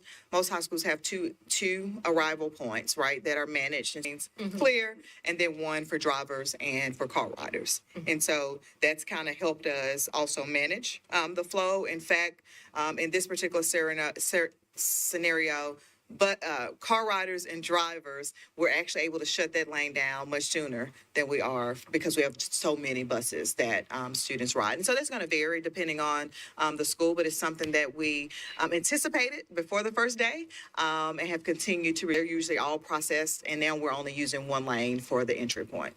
Okay. Okay, great. I think I had a couple other questions, but other people have kind of hit on them, or you did a pretty good job answering them in the presentation itself. So I appreciate how detailed you have been going over the differences between the different things and also addressing the concerns people had had. So if I think of anything else, I'll let you know, but I think you got me. Okay. Board Member Young? Thank you, Madam Chair. I have a lot of questions, so bear with me. But let's go back, if we could, to the RFP, where I guess it was more encompassing than just a weapons detection system, since this isn't something we currently have. That RFP, what exactly was it for? Because I know there were just 2 vendors that responded, and I feel like there's probably several other options out there. So I want to learn more about that RFP and how this particular vendor was selected with this technology. Yes, thank you for the question. And just to recap, the result of the competitive bid process, which was the RFP, was released back in April 15th, 2024, was approved in June. We did have 2 vendors who responded, but I'm going to kick it to Chief Sullivan to talk about, just because I'm not a part of the process, which is proper and accurate, I'm going to let Chief Sullivan and her team respond to the details of that RFP. Yeah, thank you. It was an RFP for, that started our Vigilon services that we're using it for, but it also was broad. It was a broad services contract that allowed for us to expand our entire security ecosystem of products. So as we were moving into the AI based products for security, we kept our request open enough that we could look at everything that might be out there in the atmosphere, so to speak, so that we could continue to learn about different products, continue to expand our services, and to refine what we are doing to provide safety in our buildings. So it was a broad-based services contract that allowed us to pick from a suite of options. And I know there were, I think, maybe Wilson County was mentioned as another school system that had that. Was it this same brand, or is it just this technology in general? If I'm not mistaken, it was the same exact system. We sent a team from our school district, from the school as well, to go out and observe and ask questions and to learn. They're using just a pilot program right now where they're rotating the system throughout their high schools currently. So they started kind of in a pilot as well, but we went out and asked questions and took some notes and picked their brains around lessons learned to help us. It really paid off. I think by day 1, we were pretty efficient because we had learned so much from them as well as from the team on the ground. The great thing about that was, and just tag on to that real quick, is that some of the Antioch staff were able to join as well, and they were able to see and talk to the principal and it was Mount Juliet High, the Mount Juliet staff as well. So it was we learned so much in just a quick 30-minute trip. So. And so the cost of, I think the contract document shows 1.25 million per year. Is this to lease the equipment every year? That's correct. Okay. And that's just on the equipment expense. That's not factoring in any sort of additional ancillary costs, whether it be staffing or tables or chairs. And That's correct. Thank you for that clarifying question. It's for equipment only. It is a recurring cost, and that amount right now is only for high school. So if we move forward with middle and elementary in any form, shape, form, or capacity, Right. We would need to expand upon that. But it does not include the resources. It does not include staffing to date. so when it comes to staffing, now that we've sort of perfected it, so to speak, at Antioch, how many staff members are having to operate that in the morning? And then what does that look like during the day after So the morning morning and rush? then day. So we have it at about 4 per lane, who are personing the each lane, and 4 to 5, kind of depending on how you set it up. But and then as you close a lane, so like if we have 2 lanes working, as you close that lane, then those staff members are able to go and do other duties as they do, and close that lane, again, being able to go to other duties. And as it's working at Antioch, then, they go to other duties as they would normally perform in the school before school starts. And then during the day, we have one person who is at that post and reviewing folks as they come through. And then, but that can also, as we move forward with this, and we have our own equipment, we'll be able to move that equipment into the security vestibule and into the office area, and then it'll just be a part of your regular entrance into the school. So are these teachers, are these other class or non-certificated staff that are doing this? Who are they? And because I think some of the concern from staff might be, of the many hats they have to wear, is this another one that they get to now? I mean, put on their rightly so. head? I think, you get questions all the time about why not, when this, how that, and what is often left out of the conversation is the demand and the responsibility and the staffing and all the things that are required to implement something like this. Right now, what we have learned, so every school kind of already has an arrival plan and post of duty, if you will. And so this, again, is just equipping those individuals in some way with resources on their post of duty.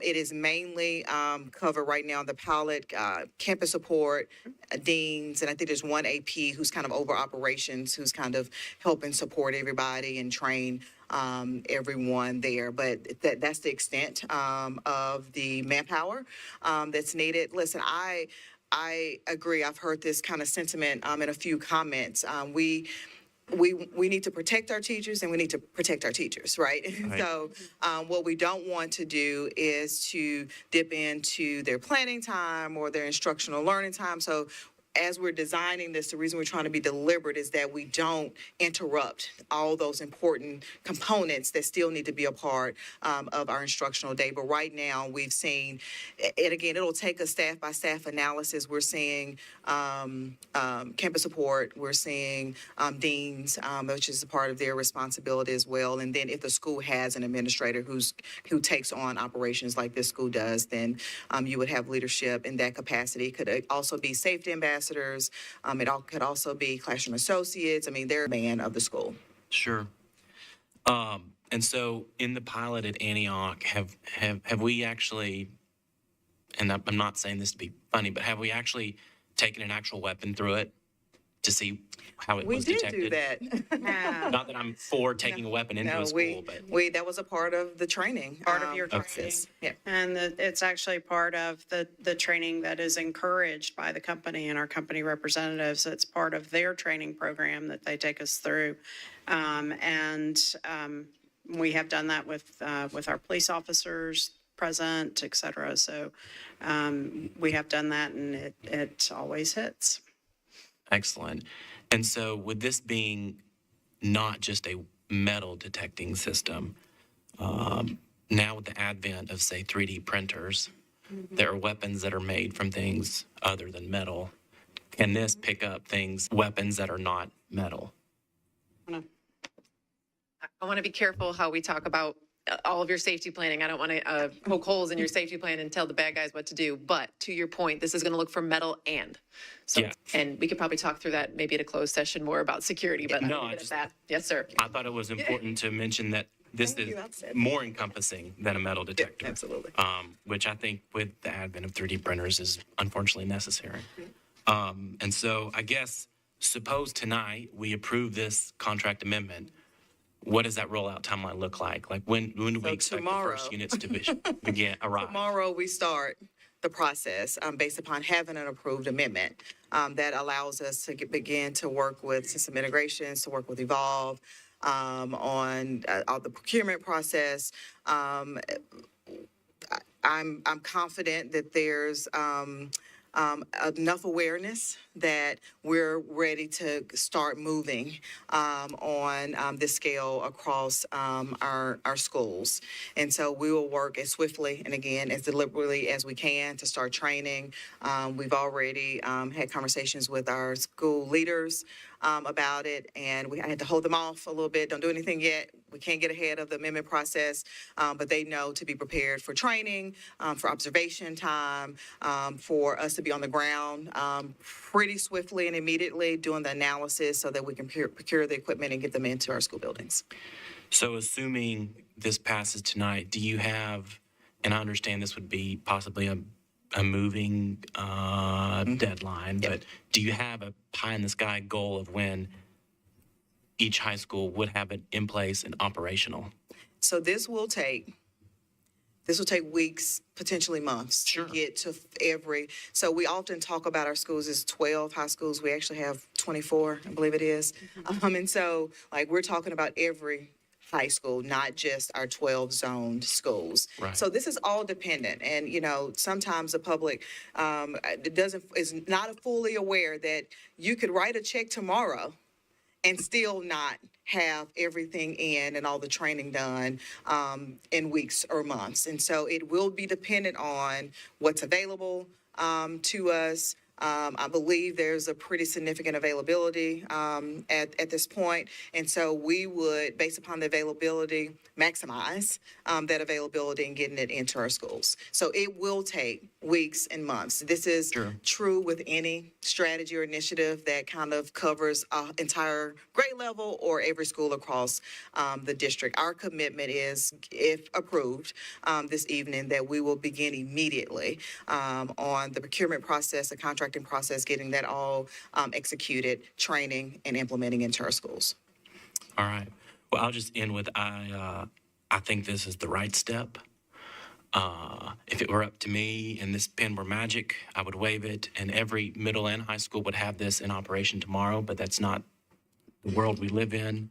So I'm looking forward to this rolling out, being perfected on a larger scale at all the high schools, and then us putting the pencil to it to figure out that cost for middle schools, especially in the future. Yeah, and thank you for highlighting that. The high level of expertise and confidence on the team and taking things to scale. This is not our first time taking things to scale. If you think about our SRO program, historically was high school. We moved into the middle school space, and now we've moved into elementary space. You could almost name any strategy. It's never been everybody all at the same time, because at our scale, that's hard to do. But being very intentional, deliberate, and having a clear plan, we've been pretty precise in moving forward and finding ways to accelerate the plan when possible. Thank you. School Board Member Nabana Kimi, and then School Board Member Mays. Thank you. I had the opportunity to be at Antioch High School during the rollout of the weapons detection system and watch firsthand how students flowed through in and out, and also had to go through the weapons detection myself. And when we talk about the accuracy of them identifying things, even in my own case, I set off the alarm, so I'm part of that, whatever percentage that we talked about carrying in Chick-fil-A biscuits for students and staff at Antioch High School, and the biscuits went off because of the shape and the size. And the density of the containers that I held them in. And so even with that, felt really confident in the system as we navigated through that system to see the types of things that they were navigating. My concerns, and I've expressed them before, was about that hold up at the beginning as people are walking through, and there was over time a clear flow through and ease over the days in which we did so. So I started out, I attended at the beginning, and then a couple of days later to kind of see the difference in the flow, and huge difference from day 1 to day 3 in that process. So I really appreciate the intentional work that we had. And I was also able to see, like we said at the beginning, there was a lot of people there to help and support. By the end of the week, it kind of curtailed to the staff who would be working it. So to see the flow between both was reassuring that it helped. My question to you is around funding, Dr. Battle. Let's talk about where we're getting the money as far as so where are we as around funding, and budget wise, what is something that we need to consider going into the new budgeting season to continue to sustain this current system? I mean, based upon a lot of questioning, you probably hear me alluding to the sense of urgency. Right. And so part of this is ultimately not to wait until a new budget cycle. So all things are on the table right now. So we are digging into the investments that we already have. I mean, it will require some repurposing, as was alluded to. We're open to conversations and partnerships with our elected officials as well. What I will say is, I think the history of the city and this board is that we are able to prioritize the needs of the district. And so we've not taken anything off the table because there's a sense of urgency to move on the project. And as we, again, not getting ahead of the amendment process, right? There are some things that could shift and change. I mean, we're working all in estimates right now anyway. And so as we begin to narrow that down, hopefully in the next few days, that'll give us more insight around what might be available to us. But at this point, there's not anything off the table. Thank you. And then, just lost my train of thought. Never mind. I'll pass. Thank you. Board Member Mays and then Board Member Taylor. Thank you, Chair. So I have all the notes written down over here, but I'll try to be succinct. So we talked about a lot of things.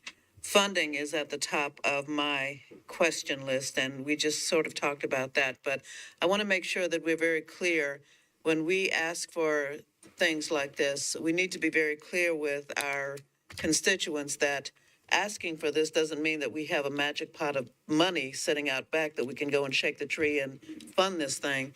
It's going to be very important to understand that, to your point, Dr. Battle, we will have to look at how we're going to maybe reallocate some additional funding if this thing passes so that we can make sure that the rollout begins as quickly as possible. But I want to make sure, I've had a couple of constituents reach out to me to ask me if I would support this, and my response was, once I get all my questions answered, then I'll make my decision. And part of that is understanding that you can't always just, you have to, at some point, if we're outside of the budget cycle, there's a possibility of having to rob Peter to pay Paul. But understanding that the safety of our children is absolutely the number one priority. We have to do what we have to do if we're going to make sure that we are protecting them by any means necessary. I have been, like Dr. Naba McKinney, we've both been on the ground at Antioch High School witnessing how the students have adapted to this change. And I must say that the look on the faces of the students as they walked in the door that first day was a look of comfort more than anything else. There was no anxiety. It was more of a reassurance, to Dr. Naba McKinney's point, more of a reassurance that, yes, we are being cared for, and yes, we're being protected. And I must commend the staff at Antioch High School for how well they've done, and quickly but efficiently they were able to get students through that vestibule. It was phenomenal, actually. So I'm very excited for that. And I think something that was mentioned earlier that I want to make sure that we are very clear on, there was a comment made earlier about 10% or maybe something, and I didn't write it down. Alert rate. Yes, I want to make sure that we're very clear that did not indicate that there were weapons found. That's correct. That just 10% or less. We're down to 7% this week for a secondary alert, but there haven't been no Thank you. no threats found Thank you. as a result of that. That's very important that we mention that because I don't want anybody walking away saying, oh, there was something found. There were no threats. So let's just be very clear of that. And the ease of entry was impressive as well. You know, even from that first day when it was a new system being implemented and the students weren't really that clear on what they needed to do. By day 3, they knew exactly before they even walked into the school what they needed to remove from their backpacks or not even bring into the building. So, Well, and if I can give a shout out, we have a group of student leaders at the school that created a student video to share with their peers about what to expect and how it worked. And so we will incorporate that as a part of our training materials and another opportunity for student leaders across the district because in no time, I don't know that I could have done it that quickly, in no time, they recorded, they organized themselves, they coordinated, and the video was in our hands and ready to push out. And so Exactly. kudos to those student leaders. They have been phenomenal in helping us in gathering feedback and reflecting on plans and just things moving forward. and I commend them as well. Those, one young man in particular reached out directly to me and he was very, very detailed about what he wanted to see happen. And this is why I love working with the young people because they're so creative and innovative. And if you give them an opportunity and listen to them, they will tell you exactly what they need to be protected. But I want to, again, commend the entire team for, and I was able to witness what has been happening at Antioch High School. And those are my babies. So I'm so excited that they are doing amazing things, that our young people have stepped up and said, this is what we need. We need you to protect us. And we're listening to them. So I can't thank you and your team enough for being on the ground and providing that extra level, that extra layer of support for the at Antioch High School. I don't think I had any additional questions. Just wanted to make sure that we were very clear that this is not a situation where we can just say, all right, here it is, we're going to do it, because there is funding considerations that have to be thought through before this thing can happen. So thank you for all of the responses to the many questions that have come up and getting us the answers that we needed. So I do appreciate that. Board Member Taylor and then Board Member Elrod. Thank you, Chair Player. Dr. Battle, first, I just want to thank you for just all the work that you've done to get us to this point. I think the level of research that you've done, even over the years, around this topic and this issue, and being able to inform us about the pros and cons of each part of this decision, I've just been very impressed with that. And so I just want to thank you for the work that you're doing around this. And I also just want to mention that we've had a lot of feedback from the community. They have definitely made their voices heard, and so I'm thankful that we have taken some of those concerns into consideration, and your level of preparation and being able to answer the questions tonight shows that you've been connected in that way, and so thank you for that. So I have two questions.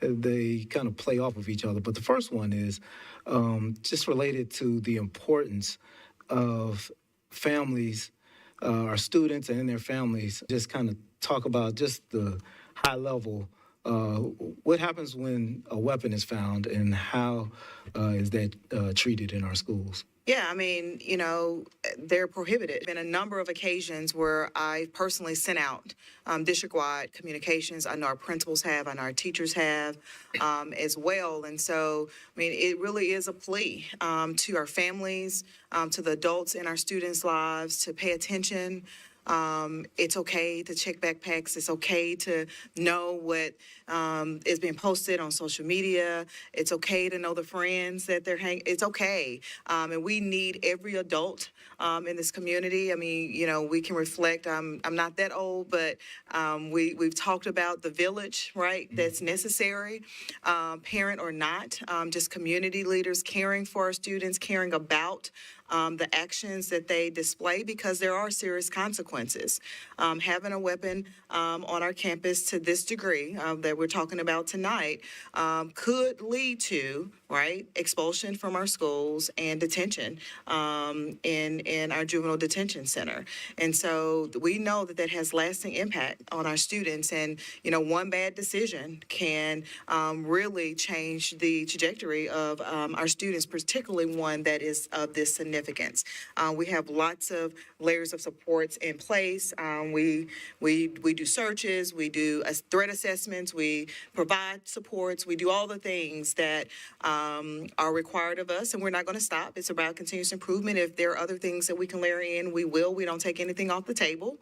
But you know, having a weapon of this nature that we've been talking about here that can cause harm to anyone does have significant consequences that can lead up to expulsion from school and, again, an arrest. Okay, thank you. And my second question is, what efforts are being made to educate the community about these issues and additional measures that the community can take to protect the students? And how can we as board members support you in that? Yeah, this has been an ongoing conversation. We have worked closely with MNPD in particular.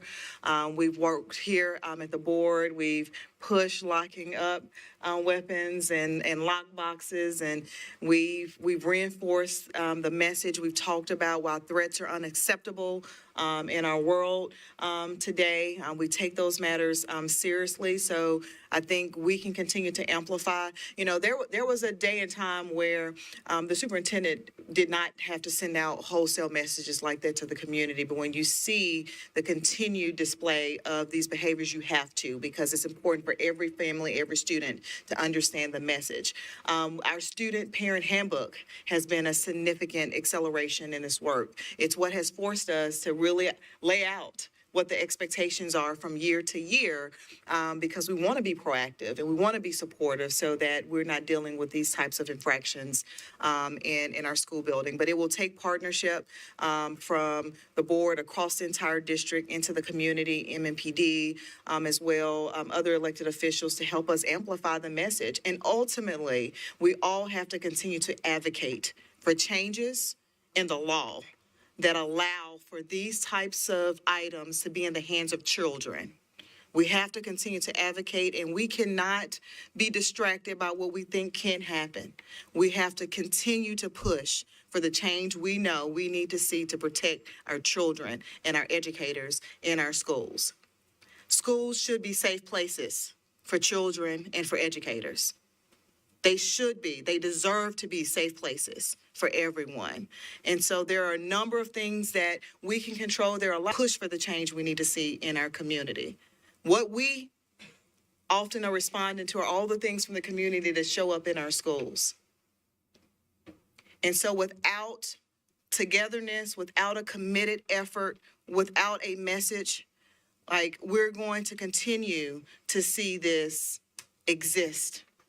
Not just here, but across this country. And so we are open to those partnerships. We're open to the advocacy.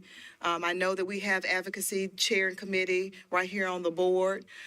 We've got to keep pushing for the change we want to see, because we don't write the laws. This board doesn't write the laws.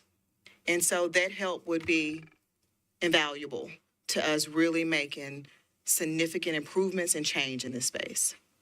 Well, I got your back. I'm with you, and I appreciate you, and know that that's something that I'm committed to working on with you and with the community as a whole.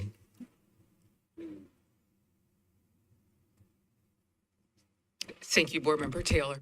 I'm going to go to, I misspoke, to Member Harold Block since he hasn't spoke, and then we'll go to our second round of speakers. I'm not even sure I want to cover this now that Dr. Battle just did it so eloquently. But the things that Dr. Battle just said were the things I wanted to actually address. A number of us have been repeatedly to the state legislature over many years asking for changes to our gun laws, and specifically around safe storage. And I just want to read a couple of statistics off from the police department's website, because I want to emphasize that we need help in this. We're going to do the things we need to do. We're going to keep layering in what we need to layer in. We're going to look at mental health. We're going to do all of these things. And I'm grateful to you, Dr. Battle, and your team for this really extensive presentation, and to my colleagues for what have been great questions. In the last 3 years, 3,156 firearms have been stolen in Nashville. Of that, 2,123 of them, 67%, have been stolen out of motor vehicles. Those are guns that potentially end up in our schools. But even more significantly, those are guns that are being used in our community to commit acts of violence regularly. And so this is an enormous problem. And I appreciate everything that the school district and Dr. Battle and her team and our educators and everyone is doing to try and help with the problem that we need help with. We need leadership at the state level. We need leadership at the national level, because we cannot change those laws. Safe storage is a really basic and easy thing to do. And requiring people to report their firearms when they're stolen is not a difficult thing to do. And it is a thing that would really help us. So that's not a question, it's just a bunch of statements. And I appreciate all of this information. It has been very helpful in something that feels very hard to want to do. Dr. Battle said it well when she sent this to parents last week. To be clear, I wish we lived in a world where schools could remain open and free from the fear of gun violence. We'll do our part, but we all need to do our part. Thank you. Thank you. Board Member Elrod. Thank you. If you're interested in safe storage information, it's inside of our student handbook. If you do not have a copy of that, it's on our website. And I appreciate us doing that a few years ago. It was something I pushed really hard for, and we were the first school system in the state of Tennessee to include that information. And so I'm really proud of us for doing that, because it helps, of course, with intentional, but also unintentional deaths of not just students, but all members of families. As a gun owner, safe storage is incredibly important. I come from a long line of gun owners, and we all have to do safe storage. So yes, thank you. My question is really a clarifying question. I appreciate the note that we're doing it. I just want to clarify that that number included like our alternative learning centers and magnet schools, but it's MNPS schools. That's correct. Our district-run schools is what we're planning for at this point. Got it. Thank you. Vice Chair Nabala-Kinney. So when I lost track, with my questioning, Board Member Taylor and Board Member Block had my back. So, one of the things that we constantly talk about is what happens in society boils up into our schools. And the idea that this has caused tragedy and death within our school is I can't even find the words to say. This is a community issue, and we have got to get on top of the community issue. We can do all that we can to increase safety and security within our schools, but the community has got to come together to help us with this issue.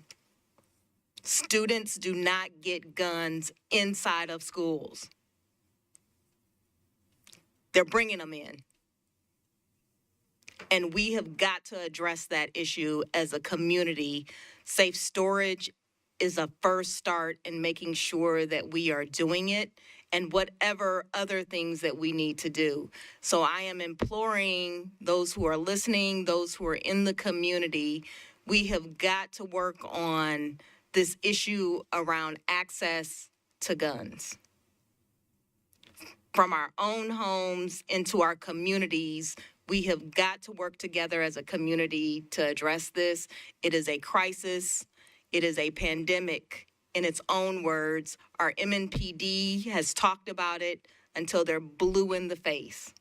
And I don't know how often we have to say this, but we have really, really, really need to work together to ensure that we are addressing this issue.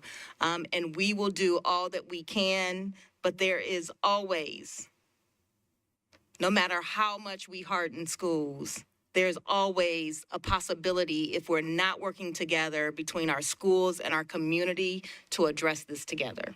So I implore you and invite you to work with us together to address this issue. Thank you. Anyone else? I'd like to close out this discussion in saying that this has been less than a month since this has happened. I know there was a call from the community for us to act more quickly and with an extreme sense of urgency. And our first priority were our children. We had a crisis, and we dealt with that crisis. After we dealt with the crisis, we had to stabilize. And we stabilized our community and our children. And then we wanted to have this discussion. This is only the second meeting out since January 22nd, so we can have this type of discussion. We have had this discussion for over an hour, almost an hour and 15 minutes. We wanted to be a thoughtful, sober, intelligent, heartfelt discussion. We did not want to make decisions out of emotion. And we want to make sure that Dr. Battle and her team had the time and energy to give thoughtful information to us as a board and to the community. And I wanted us to be mindful of that. We take our job seriously. We're not just a legislative body. We make policy, but we do not make laws. We often implement the laws or restricted by the laws that we are held to. And so to the community, I hope you really sit and take in this debate, the questions that were asked, the comments that were made, that they were done with thoughtfulness and intelligence, with cooperation and with teamwork, and with leadership. And understanding that we understand we will do our part to protect our children.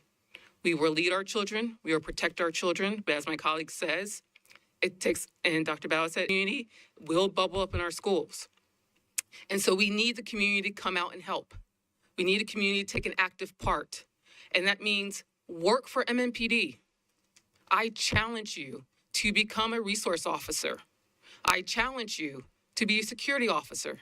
I challenge you to be a support staff, to not sit in the arena and just have conversations without joining in in protecting our kids. It takes a community.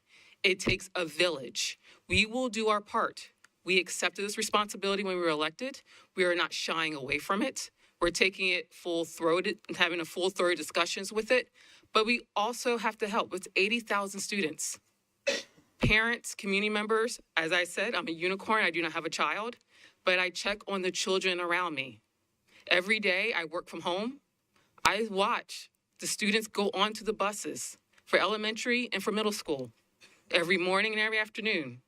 They know my face, but I make sure that the parent that's sitting in front of my driveway who watches her kid get on the bus, I watch too, just to give an extra set of eyes. When the kids are walking on their cell phones from the bus to their condos, I watch them until they're out of my eyesight. I don't do it because they're not my child, but they are part of my community. And this is what we need from everyone, from council members, from former school board members, to parents, to community members. Get involved. It takes the community to do this. We understand the impact. We understand the loss of innocent lives, and we're trying to prevent it. We've had 11 layers of security done before this incident. We learned from Covenant. We learned from Uvalde. We learned from Park Avenue. We learned from my generation of Columbine. This has been a constant, thoughtful aspect. When we have talked about weapons metal detectors before, the conversation came up, will they become obsolete? because of the materials that can be happening and what weapons can bring. We want to make sure we were be a good steward of our taxpayers' dollars, but also being effective and being innovative into the future. So I would like to say to the community, we are having this discussion here. We're doing it transparently. We're having thoughtfully. We are taking our time. This meeting is not being rushed to make sure we are doing right, more importantly, by our children than by our staff who work in those schools to protect their children every day. And as you'll see the investigation come out, we can't do everything and everything. We try, but we have a limited amount of staff. This is where we need the community to come in. And when you see something, say something. If you notice something, say something. Because it takes all of us to protect our 80,000 kids. So I just want to be mindful to the community that we hear you. We are making sure we are responding to you. We take it seriously, and we are going to continue to take it seriously. You see the thoughtfulness, the emotion of my colleagues here who are actually making this as parents, as community people, and also just as guardians of our school system. So I really just want to close our discussion on that thought that we are hearing every voices. I want to thank our student school board members. This is why we have student school board members. They're asking the questions that implement them every single day, because our 2 school board members are one that will be affected by it every day.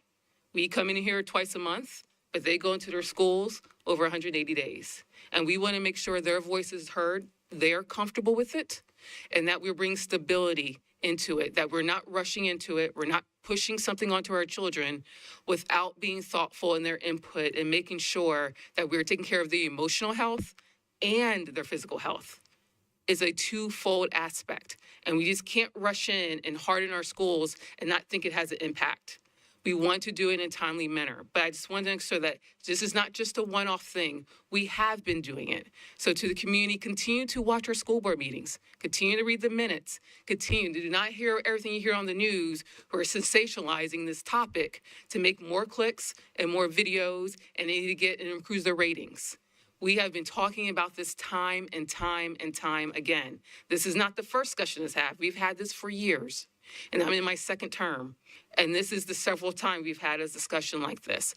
So I just want to thank my colleagues for this thoughtful discussion, for the questions you ask, and for bringing your intelligence and also bringing your hearts into discussion to make sure that we're protecting our children and our staff so we can provide our first part of education. That is our primary and first goal, is to be educators. And like Dr. Battle said, every school should be open and free. Unfortunately, times have changed, and we have to tighten that circle and that protection around our children. But we will do our best to make sure our schools are safe places for our kids to learn, to be creative, and to be free. And we will try to protect their lives to the best to our ability, and understanding that we take full responsibility to make sure that happens in a thoughtful and serious way.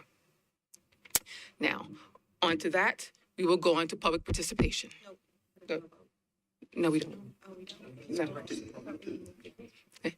We'll now go on to public participation. We will wait for the list to be displayed.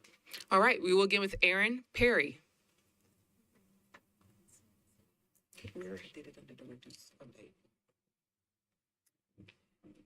Aaron Perry. Joyce Perkins.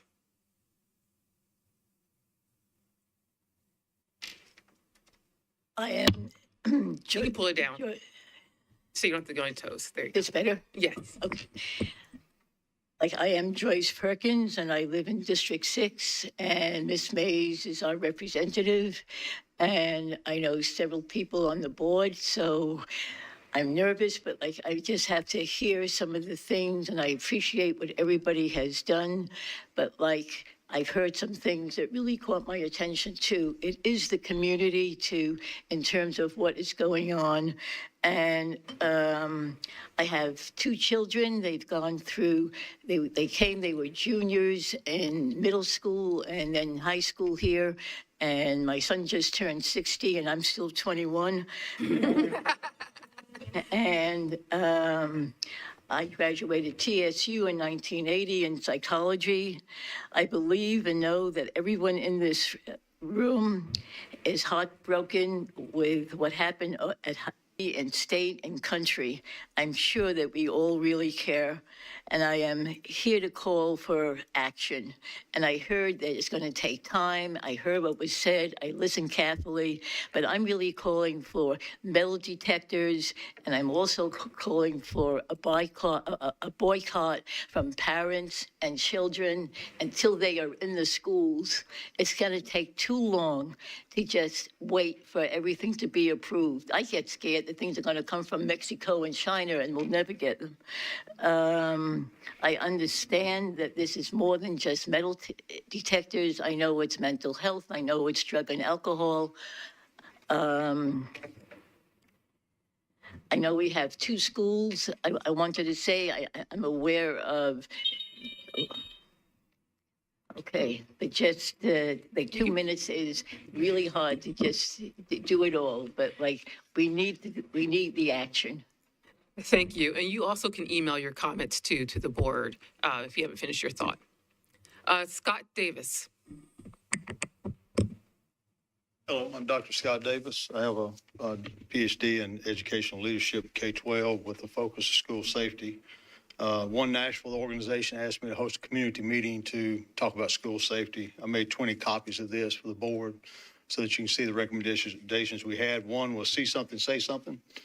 We're doing some type of reward system for students or parents to see online statements and things and do screenshots or turn it in, much like Crime Stopper, so that they can speak immediately and encourage them to see something, say something. One is clear backpacks. And some of the school bus drivers that showed up at our meetings said clear backpacks, they can help them be able to keep the weapons out on the front end, prevention, before they get on the bus. SROs, trying to rotate the few elementary SROs we have through our elementary schools, assign them possibly 6, spend at least an hour every 2 days there, checking doors, being a presence in the community. With the AI technology evolve, in all the research I did, it said metal detection system, it said weapon detection system. It didn't specifically say metal detectors. There's a lot of concern in the community that weapon detection system versus metal detector is different. It's not a magnetometer. It doesn't actually, that came up. In conjunction of having a comprehensive safety plan, multi-layered, that would be one thing that would be recommended is if the AI software does detect metals and how that is done as opposed to metal detectors. The other concerns are the speed at which it's implemented. I also attached a number of articles about the AI and some of the things like brought up a great question about the rate of detection, okay? But also was the sensitivity settings on the system. And one of the most recent that just happened this month, February 3rd of 2025 in Baton Rouge, one of the systems, the staff actually changed the sensitivity detections and a weapon got through. So those are the concerns and recommendations. Like I said, I provided 20 copies of this for you to look at. Thank you for your time. Thank you. And we received the copies. Jonathan Vanderbilt. If only I had Vanderbilt money. I'm Jonathan Vandenberg. I am a voter in Member Young's district, which I think is District 1, but the numbers get mixed up. Right. So I have a kid at Warner who's another district, which is maybe District 1, and another kid at Head.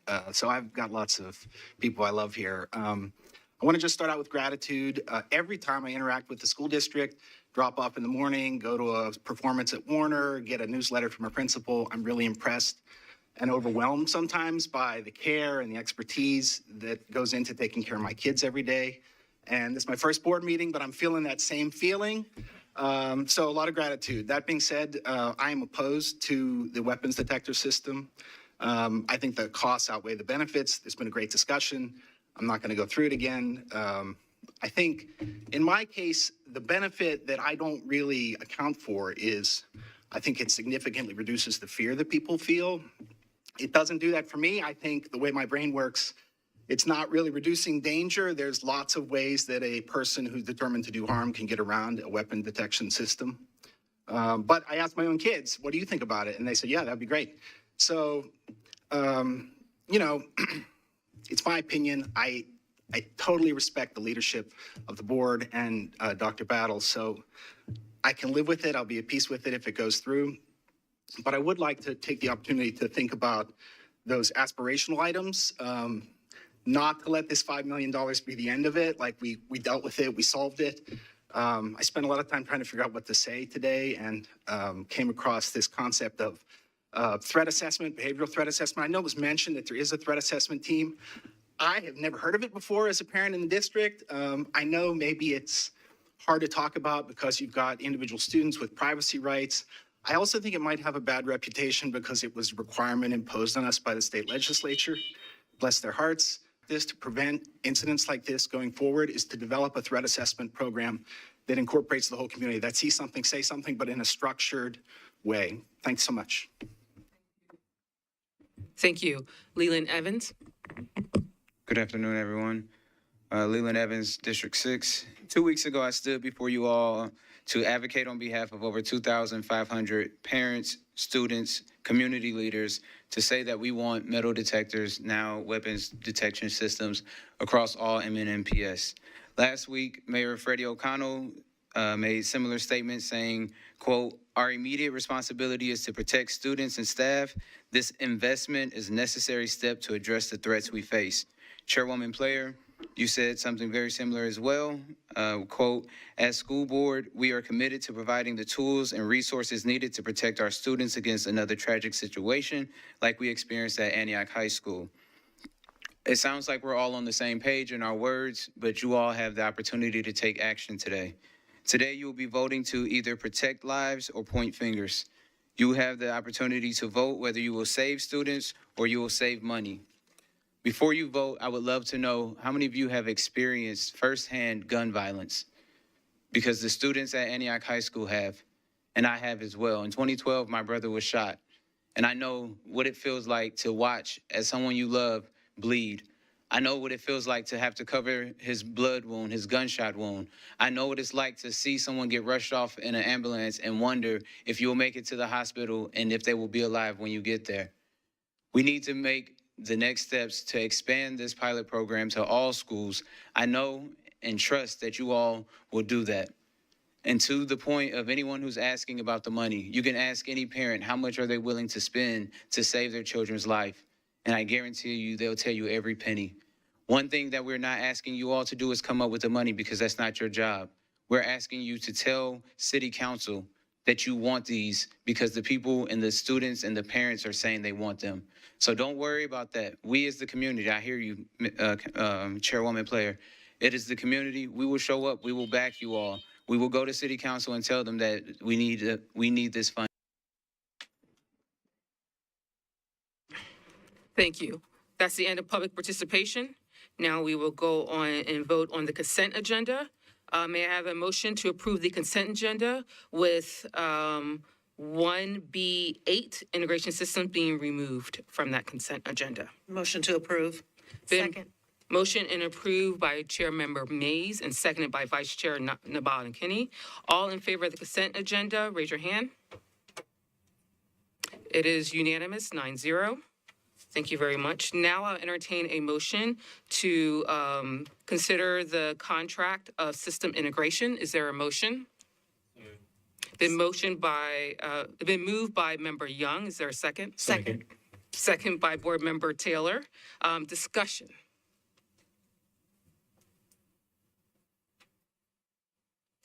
All right, I think we did our discussion during Director's Report, so we'll move on to a vote. Board members, if you please indulge my privilege, I will call for a roll call vote, please. Dr. Sevier, will you do a roll call vote? Mr. Taylor? Aye. Mr. Taylor votes aye. Ms. Elrod? Aye. Ms. Elrod votes aye. Mr. Young? Aye. Mr. Young votes aye. Vice Chair Nabal McKinney? Aye. Vice Chair votes aye. Ms. Fain? Aye. Ms. Fain votes aye. Ms. Mays? Aye. Ms. Mays votes aye. Ms. O'Hara Block? Aye. Ms. O'Hara Block votes aye. And Ms. Tyler? Aye. Ms. Taylor votes aye. And Chair Player? Aye. Chair Player votes aye. Madam Chair, 9 ayes. All right, the contract for system integration passes unanimously, 9-0. Report, I will hand it over to my colleague, Chair Mays, to give a brief report on the state legislature legislative day with the Tennessee School Board Association. Thank you, Chair. So I just attended the Tennessee School Boards Association Legislative and Legal Institute Conference that wrapped up today, and I wanted to just give a quick report to my colleagues.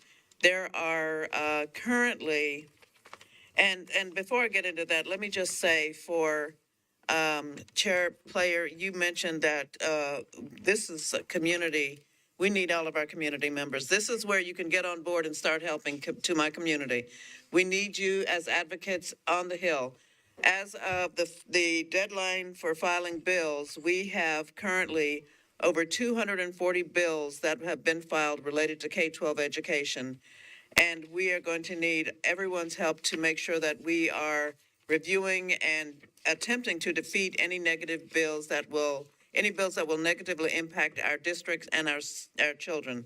There were a couple of bills that, one in particular that I wanted to bring attention to this Board of Education, and let me pull that information very quickly. I had it up. I do apologize.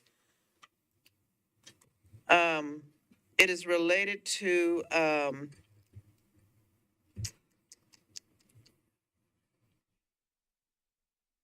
doggone it, I had it right here.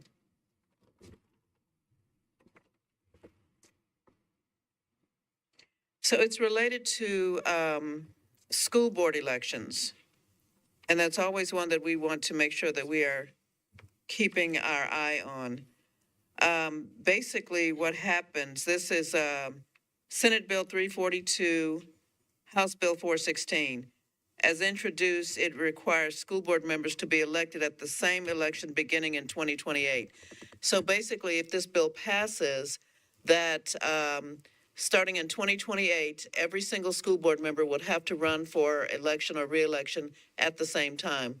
My concern with this, and this is a bill that TSBA vehemently opposes, my concern with this is that if that were to occur, the possibility of a 100% turnover of a school board every 4 years is every 2 years, is absolutely something that could occur. And you lose knowledge of your school boards, and additionally, the threat of having an administration turnover it goes up significantly, because you don't necessarily, with new school board members who don't know the system, who don't understand, could potentially create in academic success. So that's a big one that is concerning. There are several bills that, as I said, that TSBA is opposing. I have a list that I will get out to all of my colleagues. And we are also going to be getting another Metro Schools Day on the Hill date in order for our parent advocates and our school board members to join me in talking to legislators about some of these bills. And hopefully we can talk them off the ledge, because some of these are just ridiculous. There are some that I think would be potentially halfway decent bills, but the ones that we're looking at right now that we might oppose could be detrimental to our school district, and I want to make sure that we're keeping our eye on that. But I will be sending out additional information to all of our school board members about these particular bills and what we need to do to make sure that try our very best, with the supermajority being the GOP, the likelihood of us making a dent is small, but there is always a chance. So I want to make sure that we are continuing to voice our concerns and making sure that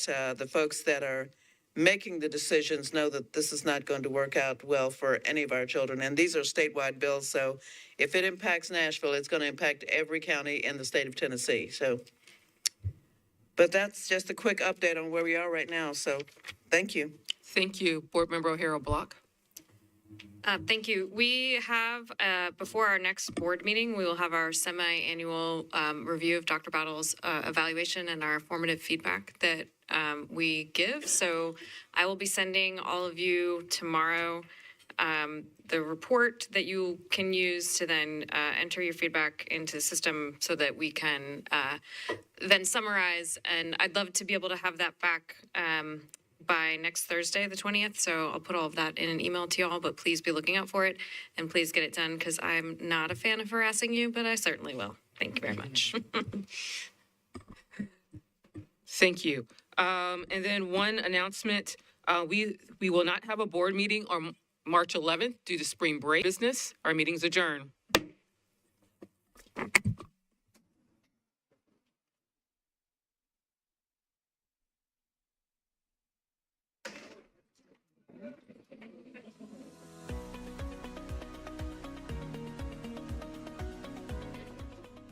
This has been a service of the Metro Nashville Network.